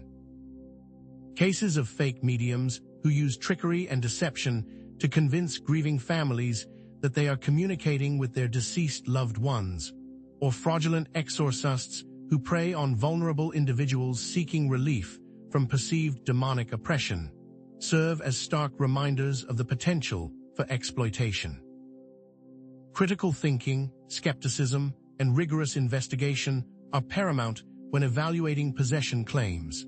Even well-intentioned individuals can be misled by their own biases and beliefs, leading to inaccurate or exaggerated accounts.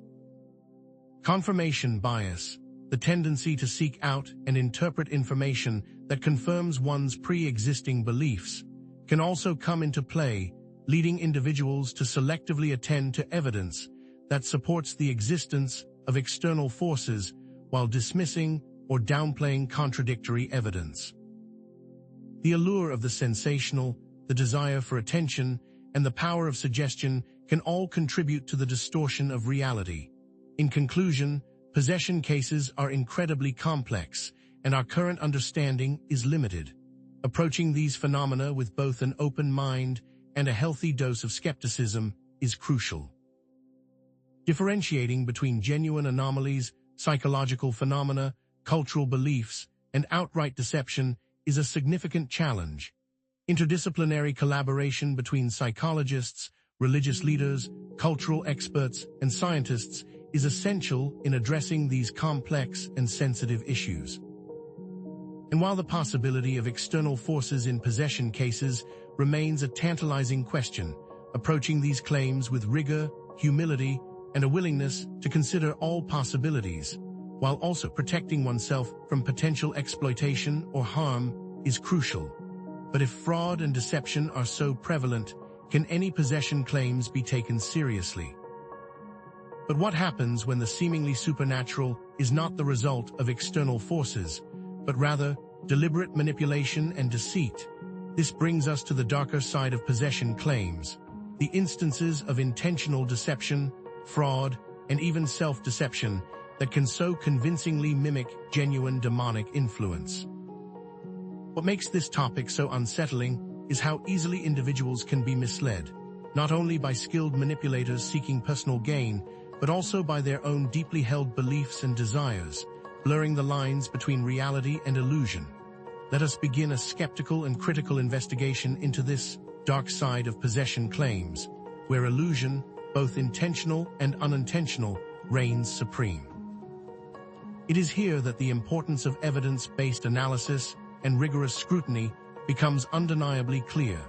To fully appreciate the extent of potential deception, we must turn to the history of fraudulent spiritualism. The 19th and early 20th centuries saw a surge in spiritualist movements, with mediums claiming to communicate with the dead. However, many of these mediums were later exposed as frauds, relying on clever techniques to deceive their audiences. Take, for instance, the infamous Fox sisters, whose rappings and spirit communications captivated the world, only to be revealed decades later as the product of cracking their toe joints. Eusapia Palladino, an Italian medium, was known for her dramatic seances, during which objects would move seemingly on their own. However, investigators repeatedly caught her using trickery, such as freeing her hands to manipulate objects while claiming to be in a trance. These individuals often employed techniques such as cold reading, making vague and general statements that could apply to almost anyone, and hot reading, obtaining prior information about audience members to create the illusion of supernatural knowledge. They might also use confederates in the audience to plant information or create distractions, or even rely on hidden devices and stage magic to produce seemingly paranormal effects. The popularity of spiritualism during this period was fueled by various social and cultural factors, including the widespread grief and loss following major wars, a growing interest in the occult, and a desire for meaning and purpose in a rapidly changing world, creating an environment where people were willing to believe in the unbelievable. This is also when stage magic began to rise, making many tricks look like something from the supernatural. In this context, we must define fraud and deception in the context of possession claims as the intentional misrepresentation of facts for personal gain, attention, or other ulterior motives. It's crucial to distinguish this from genuine spiritual experiences or psychological disorders, where the individual may sincerely believe in their experiences, even if those experiences are not objectively verifiable. Then there's Munchausen syndrome, a psychological disorder in which individuals feign illness or induce symptoms in themselves for attention and sympathy. A particularly disturbing variant is Munchausen syndrome by proxy, where individuals induce symptoms in others, often their children, to gain attention and sympathy for themselves. Mass hysteria and group suggestibility are also critical concepts. Mass hysteria is a phenomenon in which emotions and beliefs spread rapidly through a group, leading to exaggerated or false perceptions of events. Group suggestibility, closely related, refers to the tendency for individuals in a group to adopt the beliefs and behaviors of others, even if those beliefs are not based on reality. These phenomena can lead to entire groups of people believing they are experiencing demonic attacks or supernatural events, when in reality, they are experiencing a form of psychological contagion. For example, a famous exorcist was later revealed to be using stage magic and pre-arranged effects to simulate demonic activity, complete with levitating objects and dramatic displays of supernatural strength. His supposed battles with demonic entities were carefully choreographed performances designed to impress and terrify his audience. There was also a case where a family was found to be deliberately faking a haunting for financial gain, hoping to attract media attention and sell their story for a profit. They created elaborate hoaxes, including moving furniture, strange noises, and fabricated accounts of ghostly encounters. The infamous case of a woman faking dissociative identity disorder, showcasing how individuals may deliberately mimic symptoms of psychological fragmentation for attention or even to evade legal responsibility. Some cases involved individuals with Munchausen syndrome who feigned possession symptoms, seeking attention and sympathy from religious communities and medical professionals alike. These individuals would often exaggerate their symptoms, claiming to experience demonic voices, visions, and physical attacks, all in an effort to gain the validation and support they craved. Sleep paralysis can also be easily mistaken for an external presence. While experiencing sleep paralysis, the individual may be unable to move or speak, and often experiences vivid hallucinations, including the sensation of a presence in the room or even physical pressure on their chest, leading them to believe they are under attack by a demonic entity. What are the motivations behind such paranormal fraud? The desire for attention, power, or financial gain is a significant driving force, as is the need to validate their own beliefs or experiences. The enjoyment of manipulating and controlling others can also play a role. Why are people so willing to believe these deceptions? The power of suggestion and confirmation bias cannot be overstated, nor can the desire for meaning and purpose in life. The vulnerability of individuals experiencing stress, trauma, or social isolation makes them particularly susceptible to these deceptions. The ethical implications of paranormal fraud are significant. Such fraud causes harm to individuals, families, and communities, often exacerbating mental health stigmas. Ultimately, deception, psychological manipulation, and suggestibility can create seemingly genuine paranormal phenomena, making it incredibly difficult to distinguish between real and fake possession. What we've discussed so far is intentional, but what happens when someone genuinely believes they are possessed, even though there is no evidence of external influence, leading to unintentional deception? How can we reconcile this gray area? While it's evident that fraud and psychological factors explain many possession claims, dismissing all cases entirely would be imprudent. Some cases, despite rigorous investigation, continue to defy conventional explanations, leaving researchers and investigators puzzled.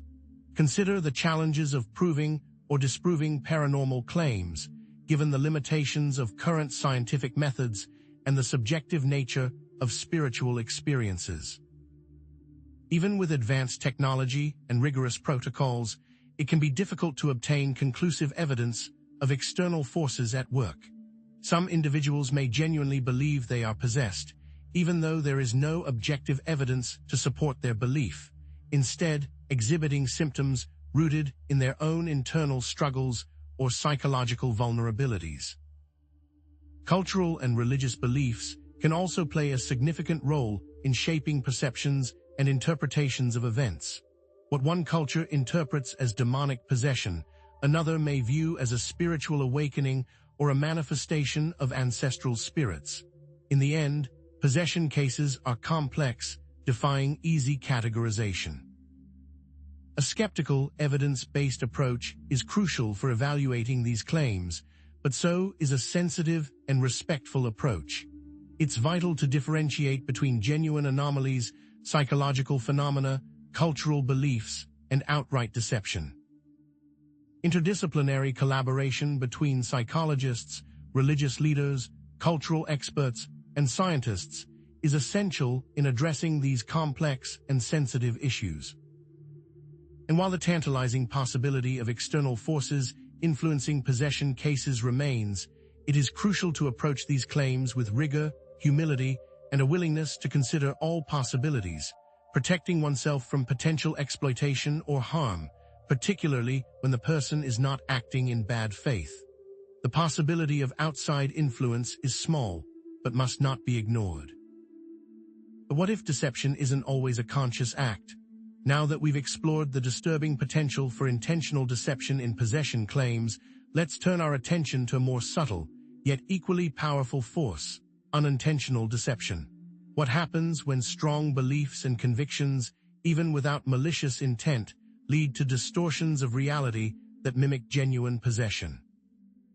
This is where the story becomes even more intriguing, revealing the astonishing power of the human mind to create seemingly real experiences based on deeply held convictions, even in the absence of external forces or conscious deception. We must now tread carefully into the nuanced exploration of the psychology of belief, self-deception, and the challenges of distinguishing between genuine experiences and internal projections. To understand how unintentional deception can manifest in alleged possession cases, we must first consider the history of religious and spiritual fervor. Throughout history, numerous individuals and groups have been utterly convinced of the reality of their beliefs, even when faced with contradictory evidence. Think of the ecstatic experiences described in various religious traditions, from the whirling dervishes of Sufism to the speaking in tongues practiced in some Pentecostal churches.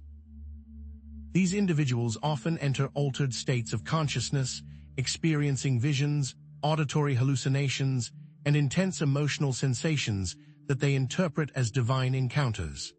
Consider, also, the apocalyptic cults that have arisen throughout history, whose members were convinced of the imminent end of the world, despite the repeated failure of their prophecies. A crucial concept here is cognitive dissonance, the mental discomfort experienced when holding conflicting beliefs or experiences. To resolve this dissonance, individuals may unconsciously distort reality or rationalize inconsistencies, clinging even more fiercely to their original beliefs. Social pressure and groupthink further reinforce these shared beliefs, creating echo chambers where dissenting voices are silenced, and the collective conviction becomes unshakable, even when detached from objective evidence. Even in the realm of medicine we see this, as placebo research shows the sheer power of belief to cause physical change. To fully understand this phenomenon, we must define self-deception as the act of deceiving oneself into believing something that is not true, often to protect one's self-esteem, reduce anxiety, or maintain a sense of control. Crucially, this is not necessarily a conscious act. Rather, it often operates at an unconscious level, shielding the individual from painful or threatening realities. Confirmation bias further reinforces self-deception by leading individuals to selectively attend to information that confirms their existing beliefs while ignoring information that contradicts them. If someone believes they are possessed, they may interpret any unusual event as further evidence of demonic influence, dismissing rational explanations.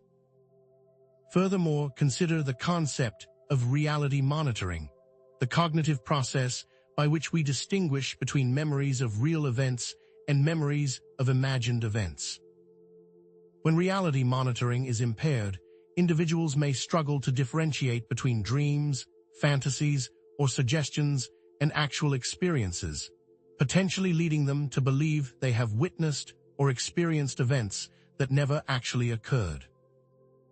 This is compounded by source monitoring errors, where people misattribute the origin of their memories, confusing dreams or fantasies with actual occurrences. Belief perseverance is another key factor, describing the tendency to maintain beliefs even after they have been discredited by evidence.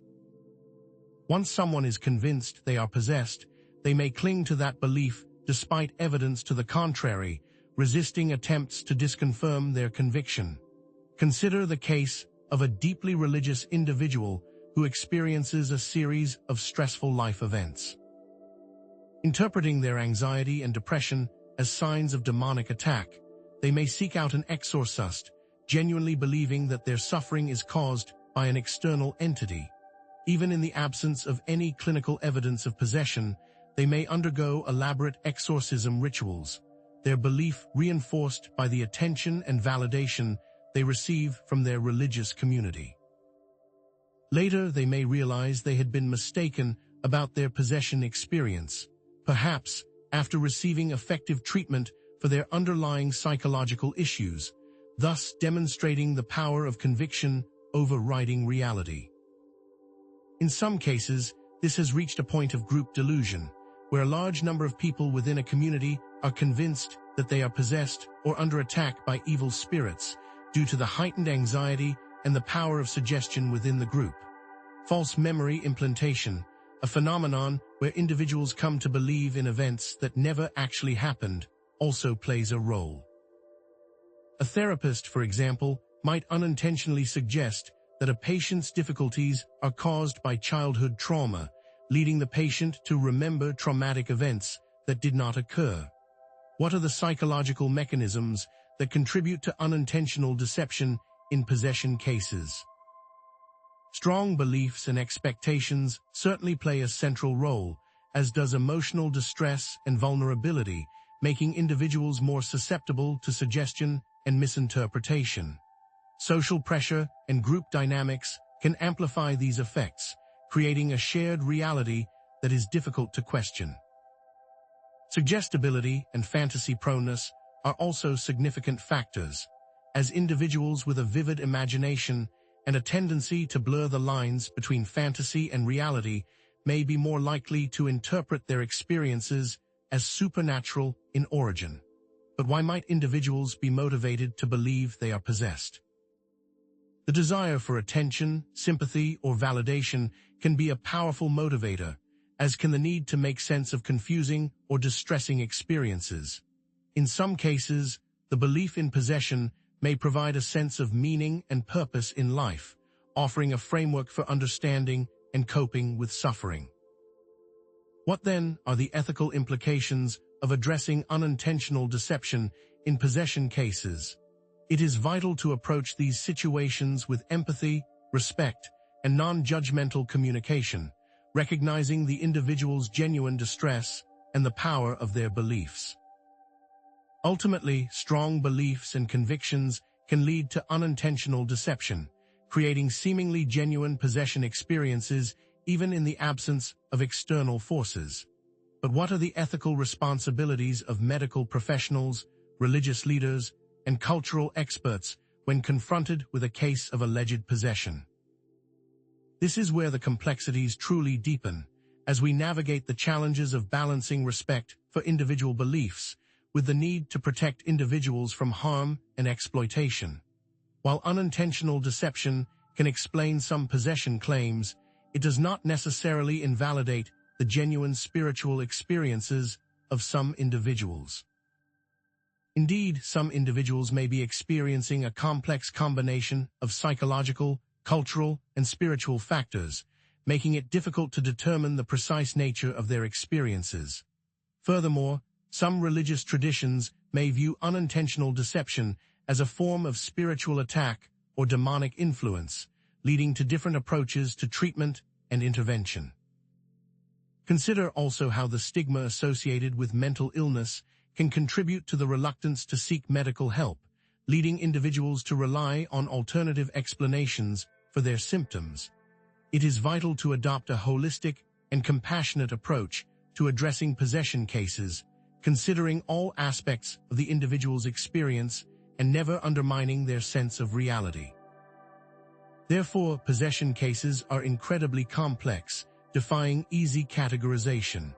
The challenges of differentiating between genuine anomalies, psychological phenomena, cultural beliefs, intentional deception, and unintentional deception are profound. Interdisciplinary collaboration between psychologists, religious leaders, cultural experts, ethicists, and scientists is essential in addressing these complex and sensitive issues. Addressing alleged possession requires a delicate balance of skepticism, empathy, and respect. We must strive to understand the individual's experiences, protect their well-being, and uphold ethical principles, creating a safe space for exploration and healing. But how do you approach a situation like that? Now that we've examined the ethical minefield of deception, both intentional and unintentional, we arrive at an even more pressing concern. How can medical, religious, and legal professionals responsibly approach alleged possession cases, balancing the need for intervention with the imperative to protect individual rights and well-being? This exploration leads us to the heart of the matter, where science, faith, individual autonomy, and the potential for manipulation collide in a complex and often bewildering intersection. This is not merely an academic exercise, but a practical and sensitive investigation into responsible assessment and intervention in alleged possession cases, where the stakes are incredibly high and the consequences can be devastating. To understand the challenges of responsible intervention, we must first acknowledge the long and often troubling history of diagnosing and treating possession. Across cultures and throughout time, approaches have varied wildly, often relying on subjective interpretations and lacking any semblance of standardization. Consider the infamous witch trials of the early modern period, where accusations of demonic possession led to the persecution and execution of countless innocent individuals.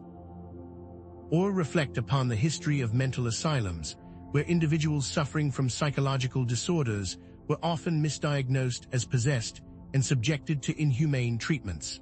Even today, in some parts of the world, exorcism rituals are performed without proper medical or psychological evaluation, sometimes resulting in physical or psychological harm.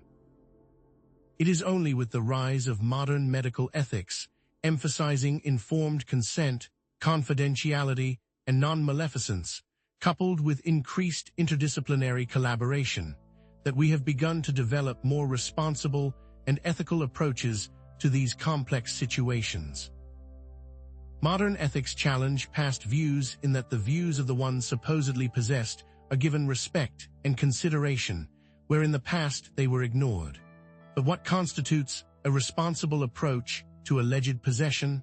At its core, it is one that prioritizes the well-being and safety of the individual involved. This involves interdisciplinary collaboration between medical, religious, and legal professionals. It requires the utilization of evidence-based assessment methods to rule out psychological or medical conditions. It demands respect for the individual's cultural and religious beliefs, while also protecting them from harm or exploitation.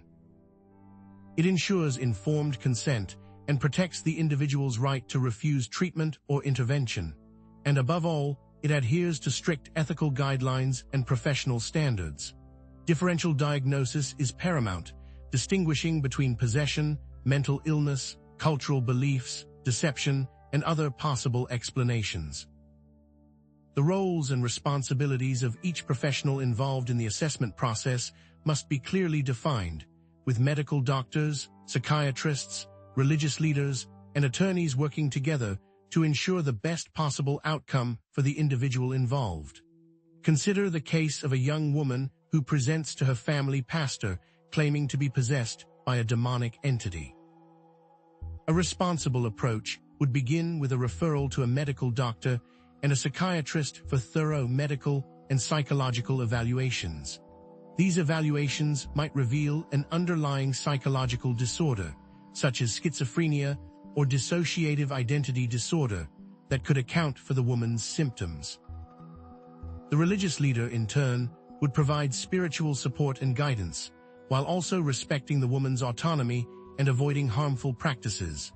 If there were concerns about coercion, exploitation, or abuse, a legal professional would step in to protect the woman's rights and ensure that she received appropriate care. Contrast this with a scenario where a family, convinced their child is possessed, subjects them to violent and prolonged exorcism rituals without seeking medical or psychological help, resulting in severe physical and emotional trauma. This demonstrates the crucial importance of following a responsible approach. What factors contribute to the success or failure of different approaches? Open communication and collaboration between professionals are essential, as is a commitment to evidence-based assessment and ethical decision-making. Sensitivity to cultural and religious beliefs is also crucial, as is respect for individual autonomy and rights. But even with the best intentions, conflicts can arise. Differing values and beliefs among professionals, family members, and the individual involved can create challenges. particularly when the individual's own interpretation of their experience clashes with medical or psychological explanations. How do different interpretations from involved parties shape the outcome of the situation? Often, the individual's own beliefs can influence the success of any intervention. Therefore, a responsible approach to alleged possession cases requires interdisciplinary collaboration, evidence-based assessment, and a steadfast commitment to ethical principles. But even when approached responsibly, can the experience of alleged possession or exorcism have lasting psychological effects? Even well-intentioned interventions can potentially lead to trauma, identity confusion, and spiritual distress. This leads us to a disturbing question. What are the potential long-term psychological effects of alleged possession and exorcism, even when a responsible approach is followed? It's important to acknowledge that even the most responsible approach may not always lead to a clear diagnosis or a satisfactory outcome. The limitations of current scientific and medical knowledge mean that we cannot fully understand and address all aspects of the human experience. Some individuals may continue to believe they are possessed, even after medical and psychological evaluations have ruled out other explanations. Cultural and religious beliefs can significantly shape perceptions and interpretations of events, making it difficult to achieve a consensus on the nature of the problem or the best course of action. There is also the potential for iatrogenic effects, where well-intentioned interventions can unintentionally cause harm or exacerbate existing problems. The belief in possession, even if unfounded, can become a self-fulfilling prophecy, reinforcing negative beliefs and behaviors. Ultimately, possession cases are incredibly complex and require a response of humility, empathy, and a commitment to ethical principles. Balancing the need to protect individuals from harm with the need to respect their autonomy and cultural beliefs is a delicate dance. Ongoing research, education, and interdisciplinary collaboration are essential to improve our understanding and response to these complex and sensitive issues. While a responsible approach to alleged possession cannot guarantee a definitive answer or a perfect outcome, it represents the best way to navigate these complex situations with compassion, integrity, and a commitment to promoting the well-being of all involved. But what happens to someone, even after this responsible approach is taken, if they are convinced they were once possessed? Even when approached with the best intentions and adhering to the most stringent ethical guidelines, can interventions in alleged possession cases inadvertently inflict lasting psychological wounds?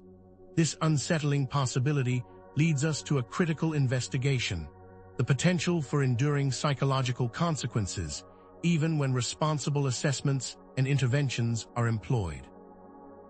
What if the very act of addressing spiritual distress, regardless of the care taken, becomes a source of psychological harm, amplifying trauma in unexpected ways? To understand this potential paradox, we must first trace the evolution of our understanding of trauma itself. Early theories, such as shell shock during World War I, offered a rudimentary understanding of the psychological impact of overwhelming experiences. Over time, concepts like post-traumatic stress disorder, PTSD, and complex trauma have emerged, providing a more nuanced understanding of the long-term effects of distressing events.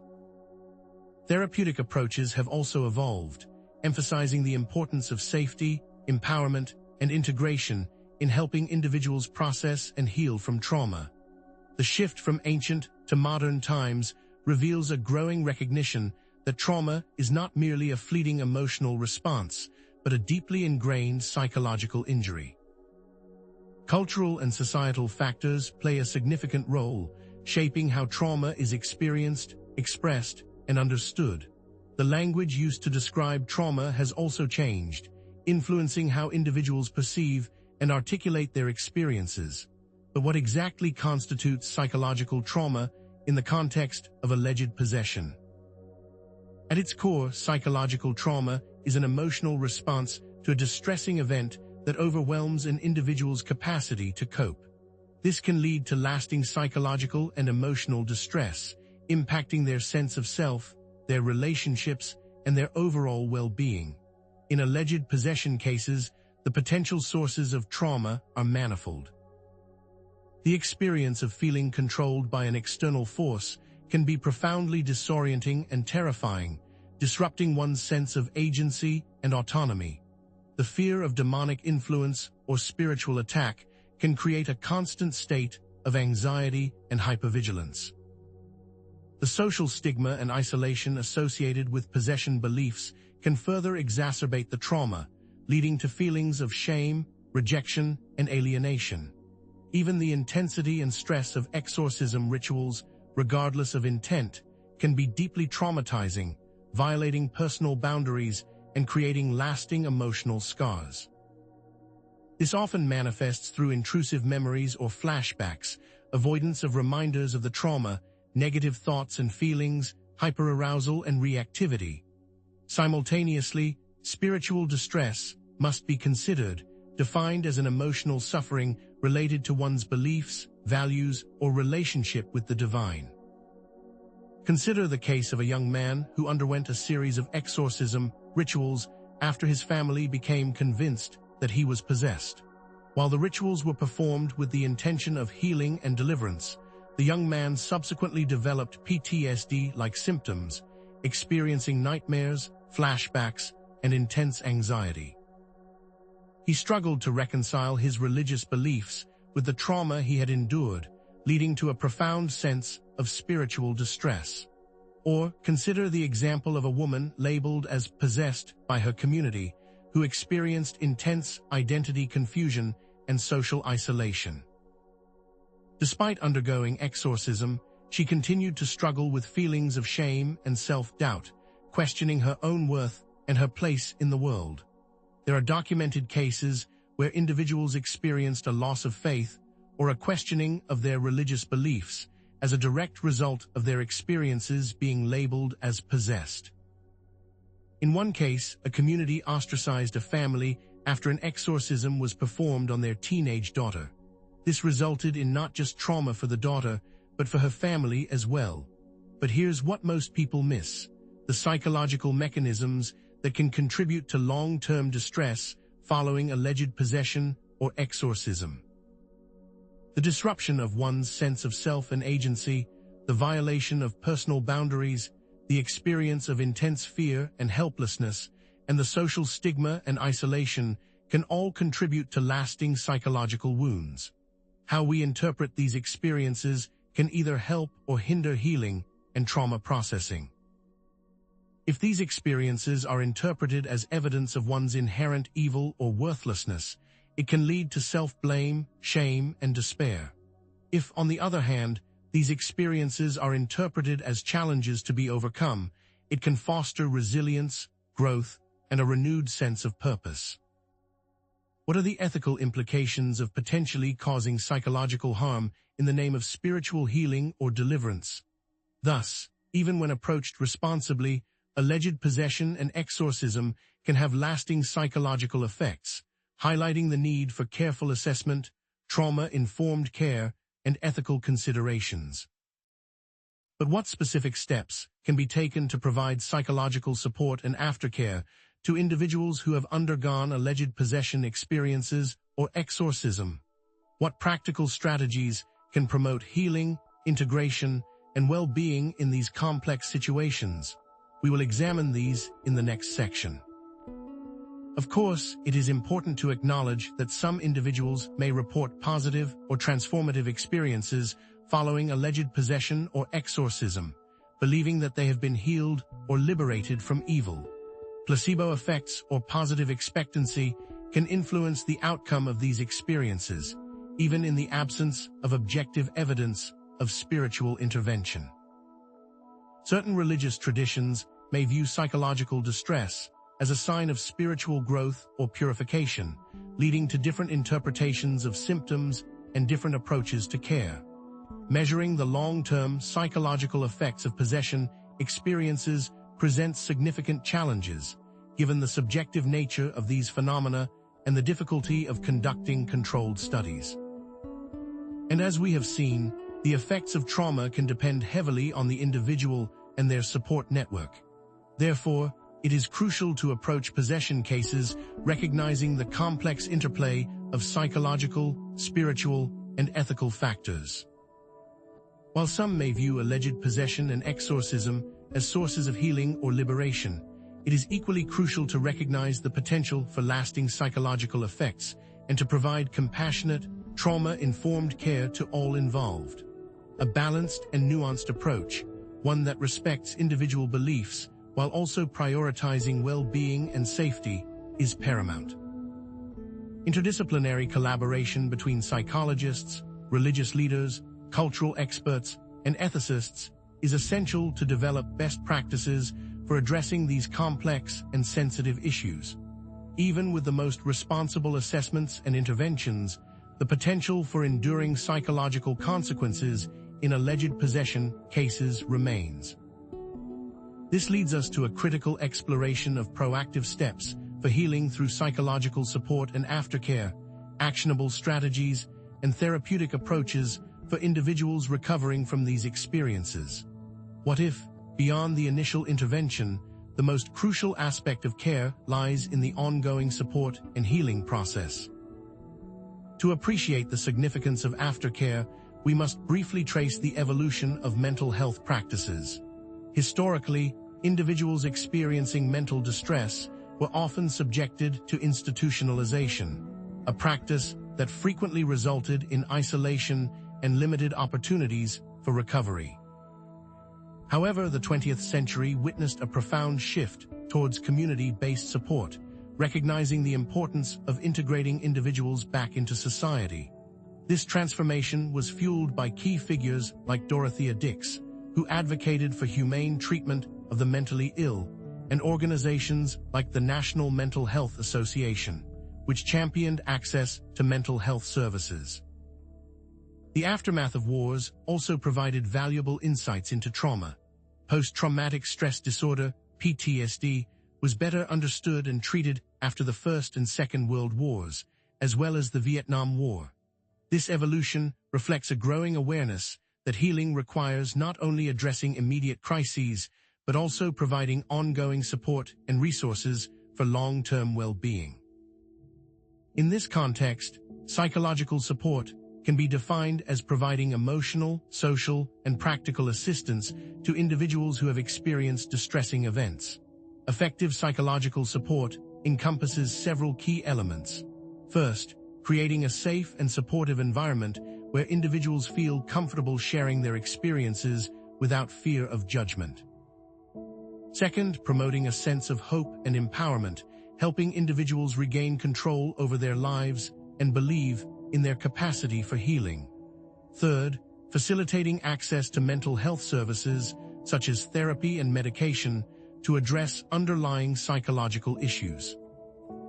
And fourth, encouraging social connection and community involvement, fostering a sense of belonging and reducing feelings of isolation. Aftercare, on the other hand, refers to the ongoing support and treatment provided to individuals after they have completed an initial phase of intervention or treatment. Crucially, effective aftercare plans are personalized and needs-based, addressing the individual's unique circumstances, goals, and cultural background, recognizing that one-size-fits-all approaches are often inadequate. Consider the case of a woman who underwent an exorcism ritual after being diagnosed with a dissociative disorder.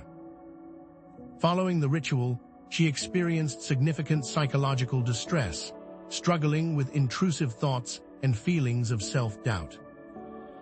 An effective aftercare plan would involve trauma-focused cognitive behavioral therapy, TFCBT, to process traumatic memories, eye movement desensitization and reprocessing, EMDR, to regulate emotions, and mindfulness-based stress reduction, MBSR, to manage anxiety.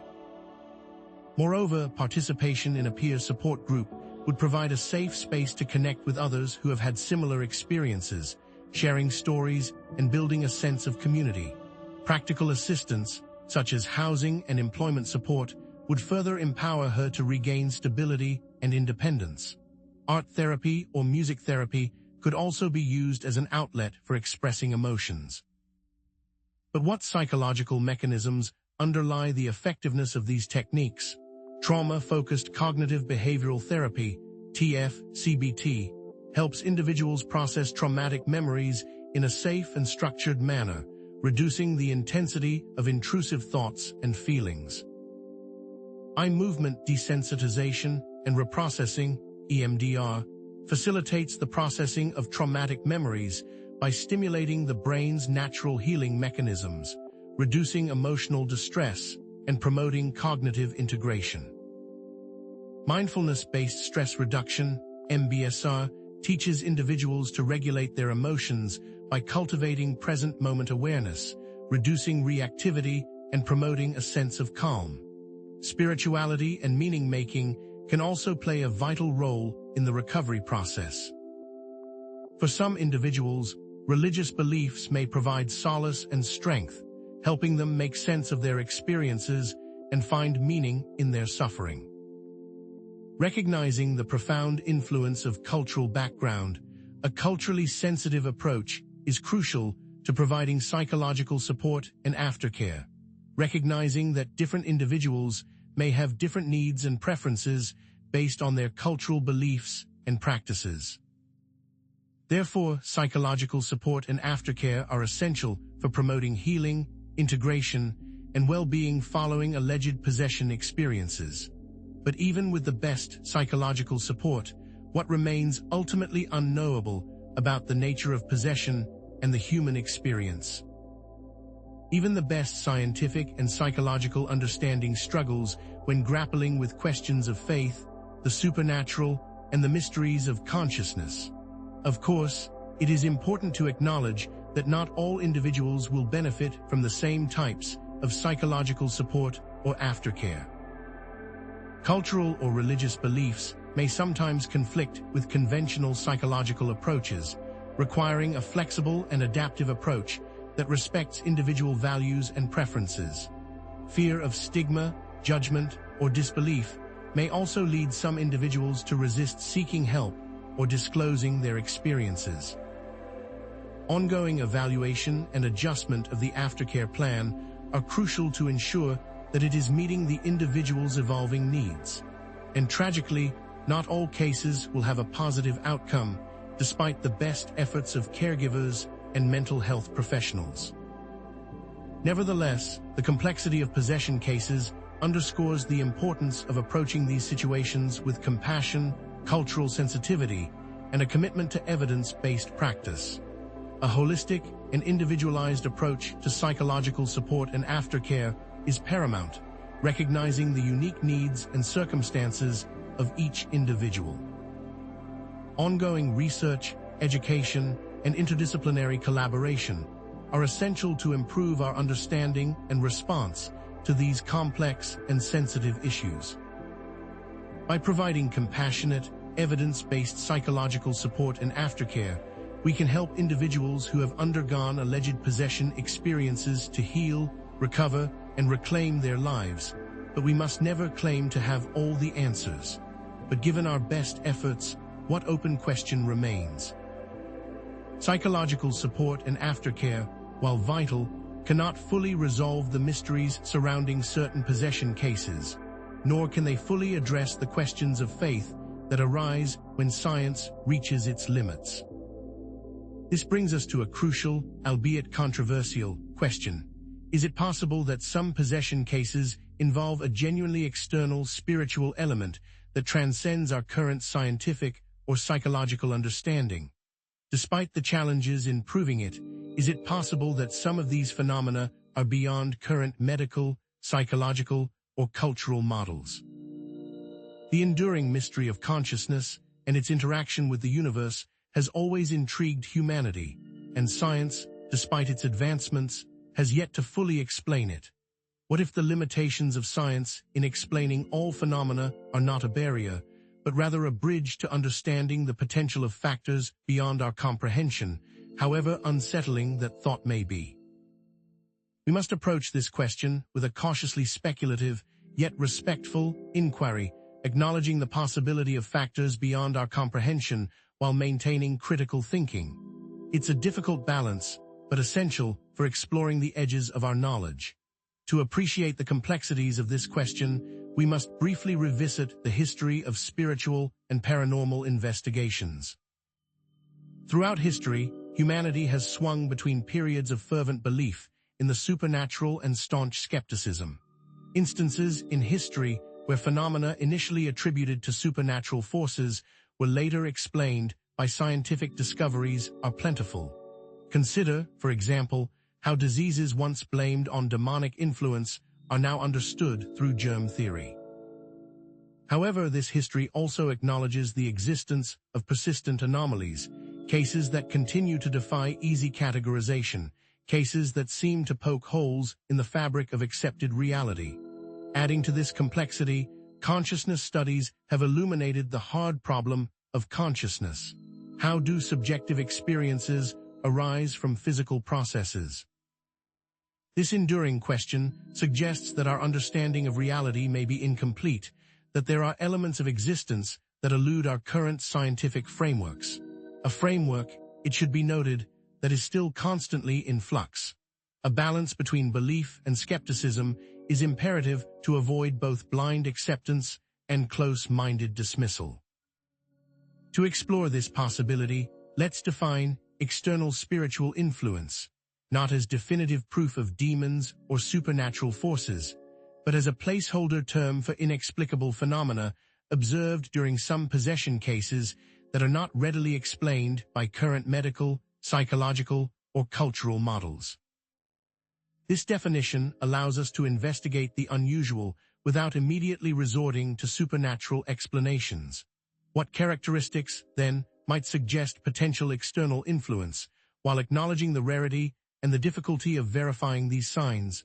Sudden acquisition of knowledge or skills, such as speaking a language the person has never learned, may be one such sign. Physical manifestations defying known laws of physics, such as levitation or the appearance of stigmata, are another.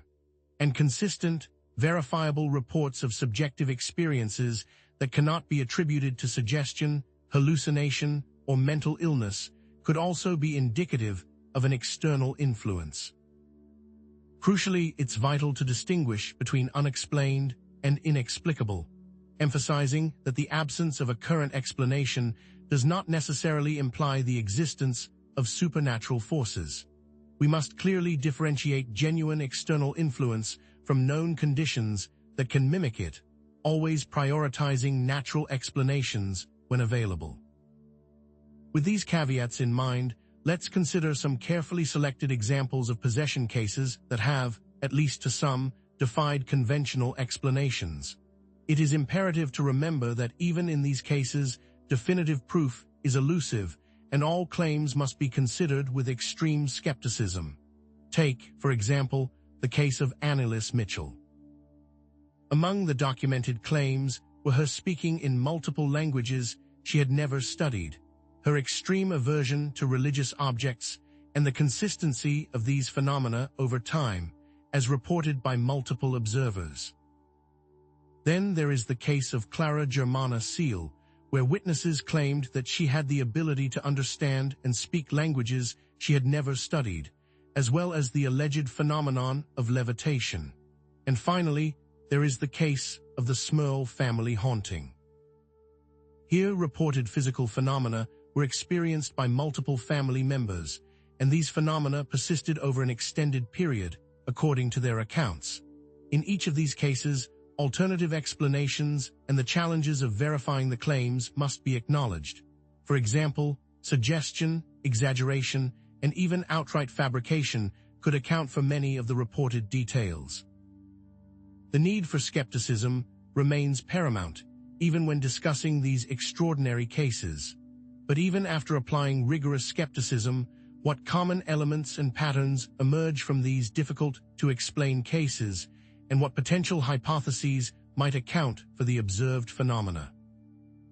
The role of altered states of consciousness and their potential to unlock latent abilities or access unknown information is one area for consideration. Could these states facilitate the acquisition of knowledge or skills that are not normally accessible?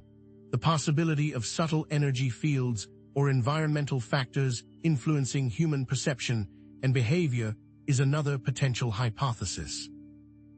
Could these fields interact with the human mind in ways we do not yet understand? And perhaps most intriguingly, is it possible for intersubjectivity or shared consciousness to create collective experiences of the paranormal? Could shared beliefs and expectations shape the perception of reality, creating phenomena that are both subjective and, in some sense, real? It is possible to interpret these cases through the lens of complex systems theory, suggesting that the interactions between mind, body, environment, and cultural beliefs may create emergent phenomena that are difficult to predict or explain.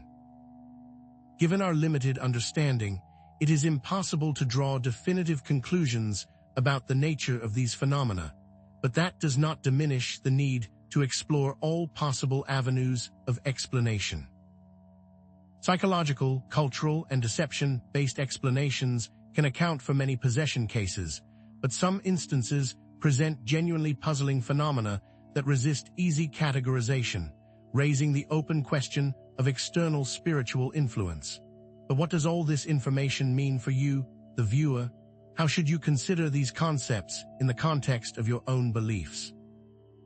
As we move toward the conclusion of this exploration, we must acknowledge the ultimate ambiguity of this topic and the need for continued exploration and critical thinking.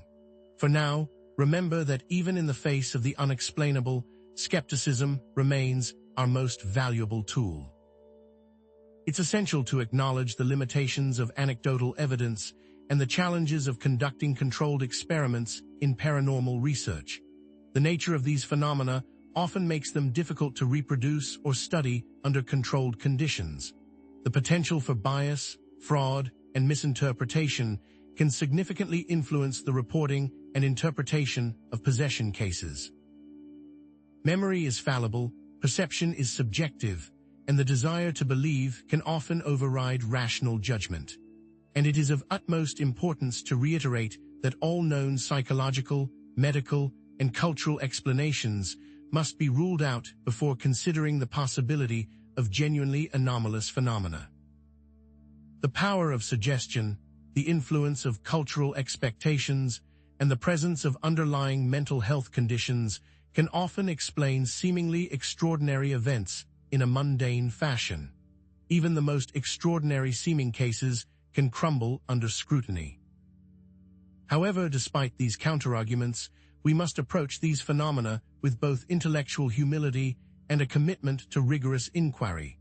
The challenges of differentiating between psychological phenomena, cultural beliefs, intentional deception, unintentional deception, and potentially external influences are immense. Interdisciplinary collaboration, ethical sensitivity, and a willingness to embrace uncertainty are essential in addressing these complex and often controversial issues. It is true that our understanding of the universe and the human mind remains incomplete, and there may be phenomena that defy our current scientific frameworks.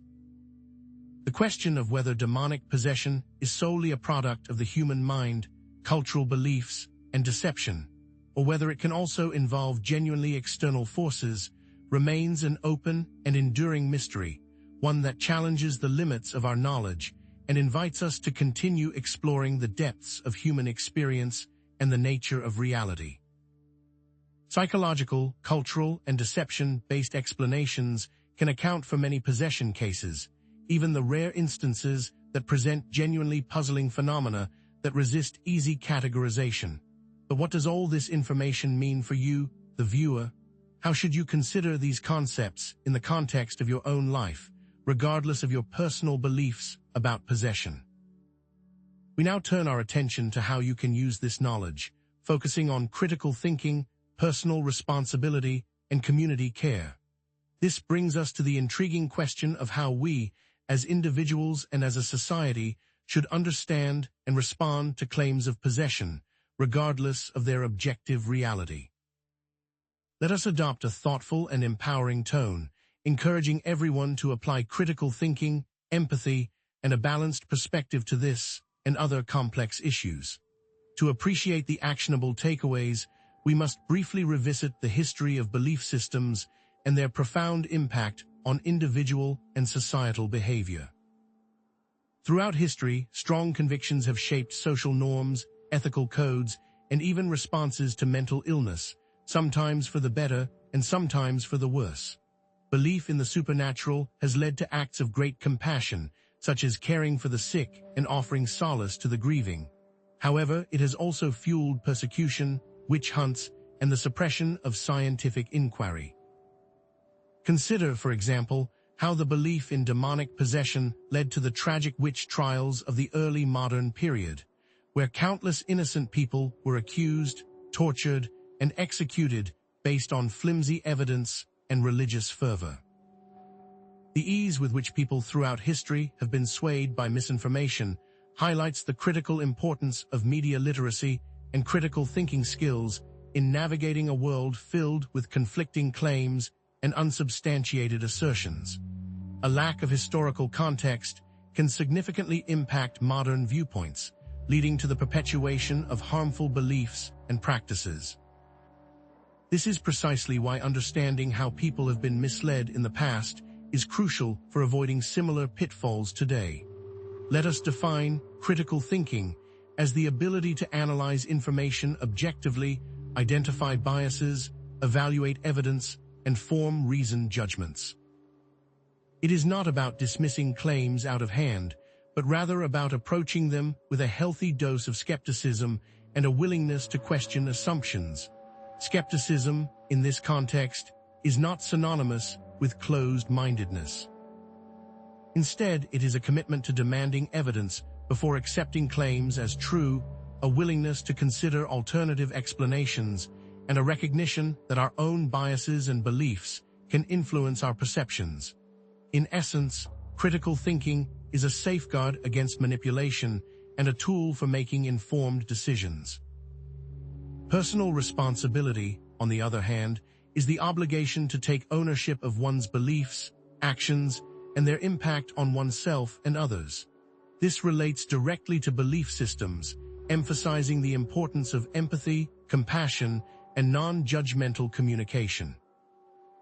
To act with personal responsibility means being mindful of how our beliefs and actions might affect those around us, particularly those who hold different views or who may be vulnerable or marginalized.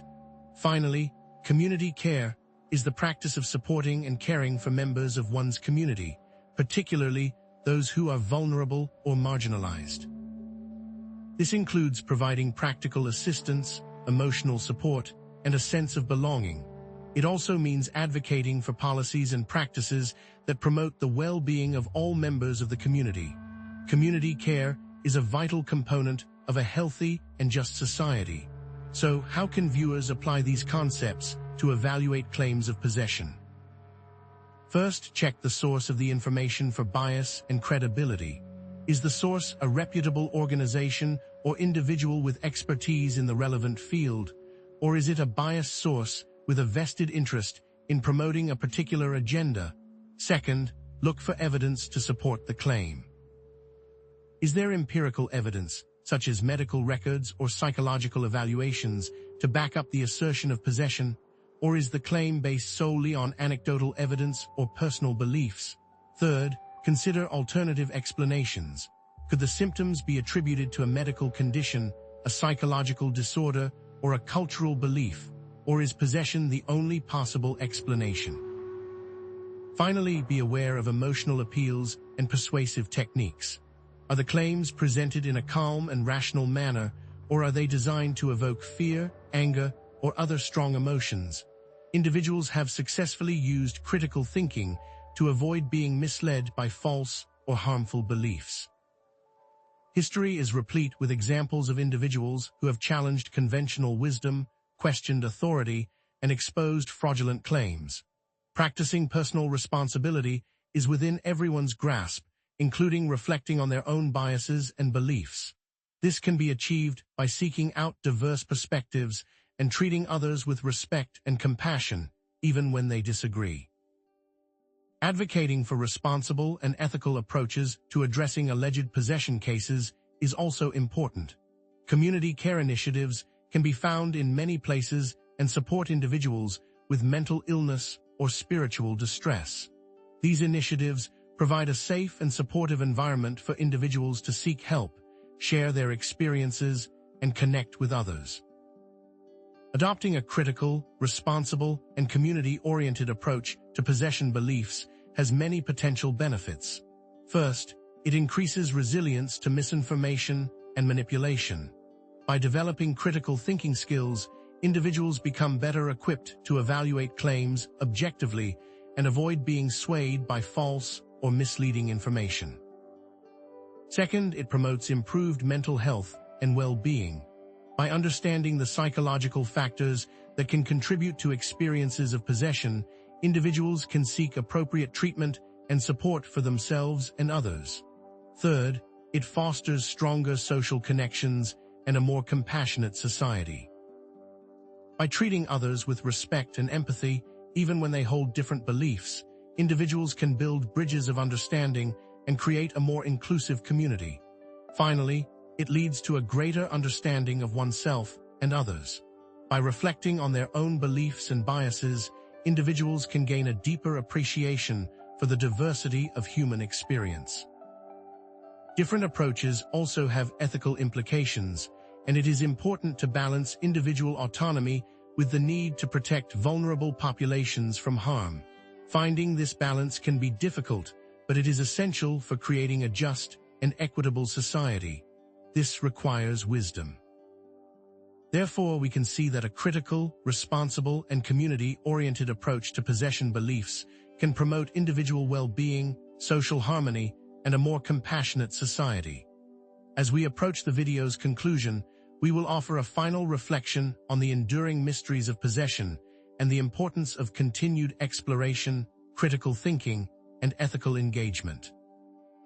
But what are the limits of our understanding, and what questions remain unanswered? What is knowable and what is not? We will explore these questions in the next section. However, it's important to acknowledge that critical thinking can be used in a dismissive or judgmental way, leading to a lack of empathy and understanding for those who hold different beliefs. Approaching others with empathy, especially when discussing topics like demonic possession, which can be deeply personal and frightening for some, is essential. It's also worth noting that balancing skepticism with openness to new ideas and experiences can be challenging. Some individuals may resist critical thinking or personal responsibility due to fear, insecurity, or a lack of trust in authority figures. Cultural and religious beliefs can significantly influence people's receptiveness to critical thinking and community care, requiring a culturally sensitive and respectful approach. Finding the right balance between all of these things can be challenging.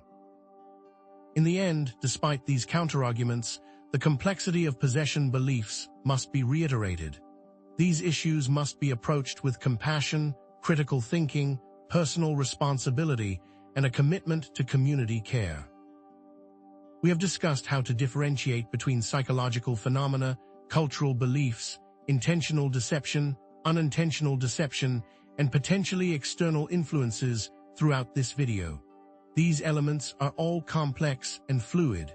It is vital to remember the challenges of approaching this subject. Embracing ongoing dialogue, interdisciplinary collaboration, and a willingness to embrace uncertainty is essential in addressing these complex and sensitive issues. By embracing critical thinking, personal responsibility, and community care, we can navigate the complexities of possession beliefs with wisdom, empathy, and a commitment to creating a more just and compassionate world, regardless of what any individual believes to be objectively true. As we reflect on the psychological, cultural, and deception-based explanations that account for many possession cases, and even the rare instances that present genuinely puzzling phenomena, how can we discern truth from falsehood when confronted with such claims? This brings us to a comprehensive framework for evaluating possession cases, a multifaceted approach that that synthesizes medical, psychological, cultural, and spiritual perspectives.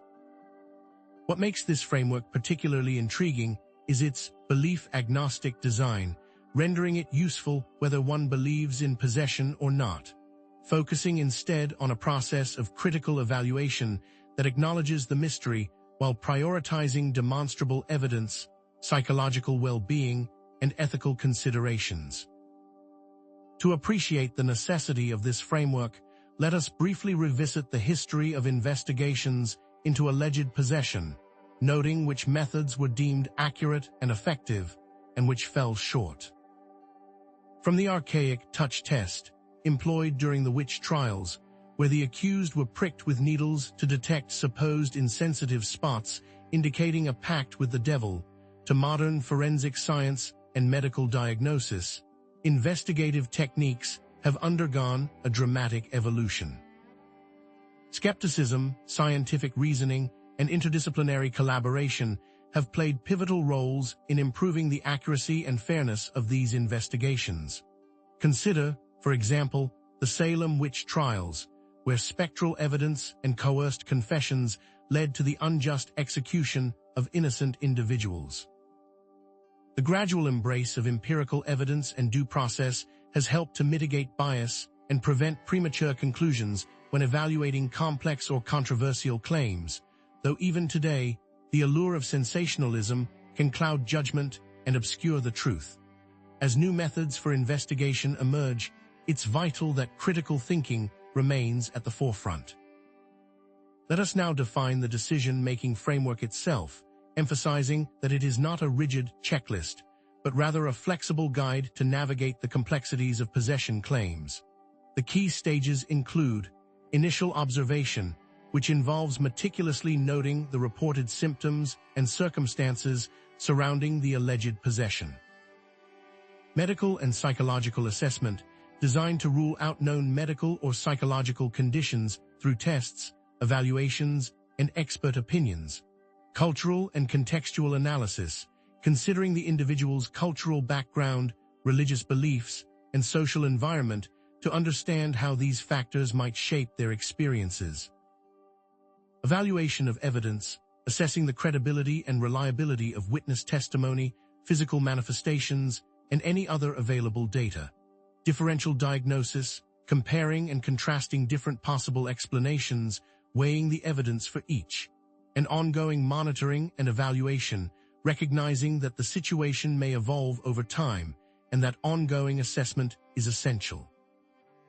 In this process, understanding the burden of proof is crucial, clarifying that the responsibility lies with those making the claim to provide compelling evidence and not on skeptics to disprove it. Furthermore, we must invoke Occam's razor, suggesting that the simplest explanation is usually the most likely one. To illustrate how this decision-making framework can be applied, let us consider a few hypothetical examples. Imagine a case where the symptoms are best explained by a psychological disorder. The medical and psychological assessment would involve a thorough psychiatric evaluation, neuroimaging studies, and cognitive testing. If the results reveal evidence of schizophrenia, dissociative identity disorder, or another recognized condition, the focus would shift to providing appropriate treatment and support. In another case, cultural beliefs might play a significant role. The cultural and contextual analysis would delve into the individual's religious background, community norms, and traditional healing practices. If the experiences align with culturally sanctioned forms of spiritual expression or distress, the approach would involve culturally sensitive counseling, community support, and collaboration with religious leaders. Consider also a case where deception is suspected. The evaluation of evidence would scrutinize inconsistencies in testimony, discrepancies between reported symptoms and observed behavior, and any potential motives for fabrication. If fraudulent behavior is detected, the appropriate response would involve confronting the individual, involving law enforcement if necessary, and providing psychological support to any victims of the deception. Finally, there might be a case that remains unexplained despite rigorous investigation. This framework acknowledges the limits of our knowledge and the possibility of genuinely anomalous phenomena without automatically attributing them to demonic possession. Analyzing the strengths and limitations of this decision-making framework reveals that, while it cannot provide definitive answers, it clarifies the issues and guides responsible action.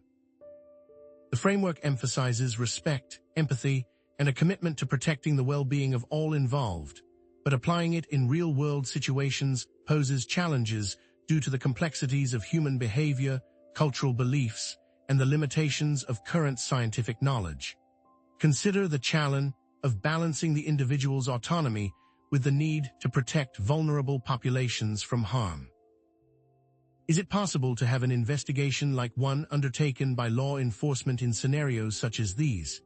This multifaceted framework can guide responsible evaluation of possession claims, combining medical, psychological, cultural, and ethical considerations to promote a more informed, compassionate, and ethical approach to this complex and often controversial topic.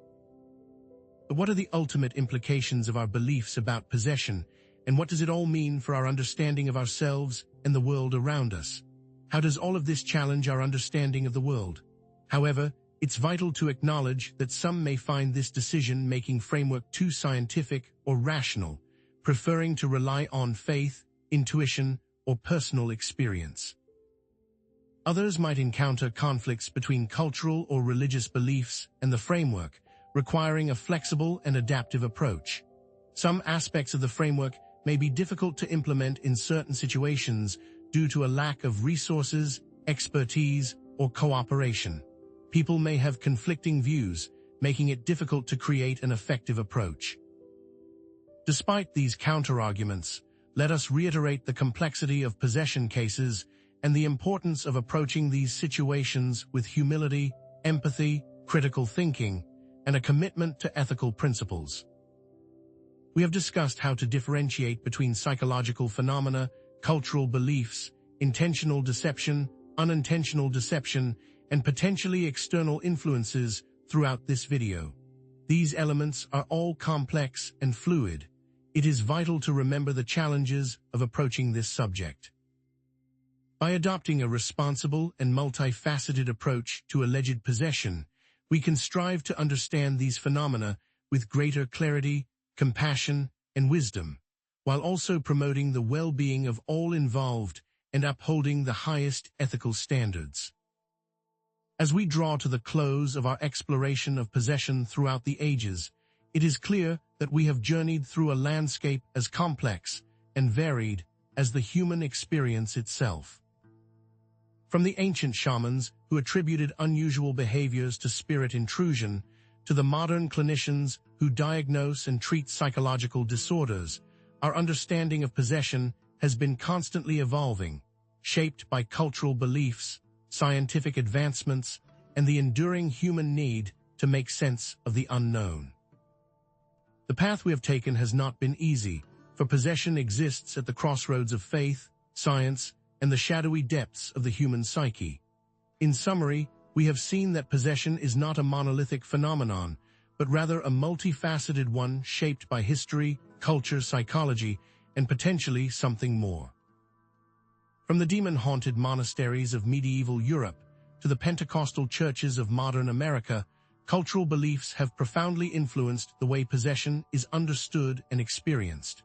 We have examined the psychological underpinnings of possession, exploring how conditions like hysteria, dissociative identity disorder, and schizophrenia can manifest in ways that mimic demonic influence.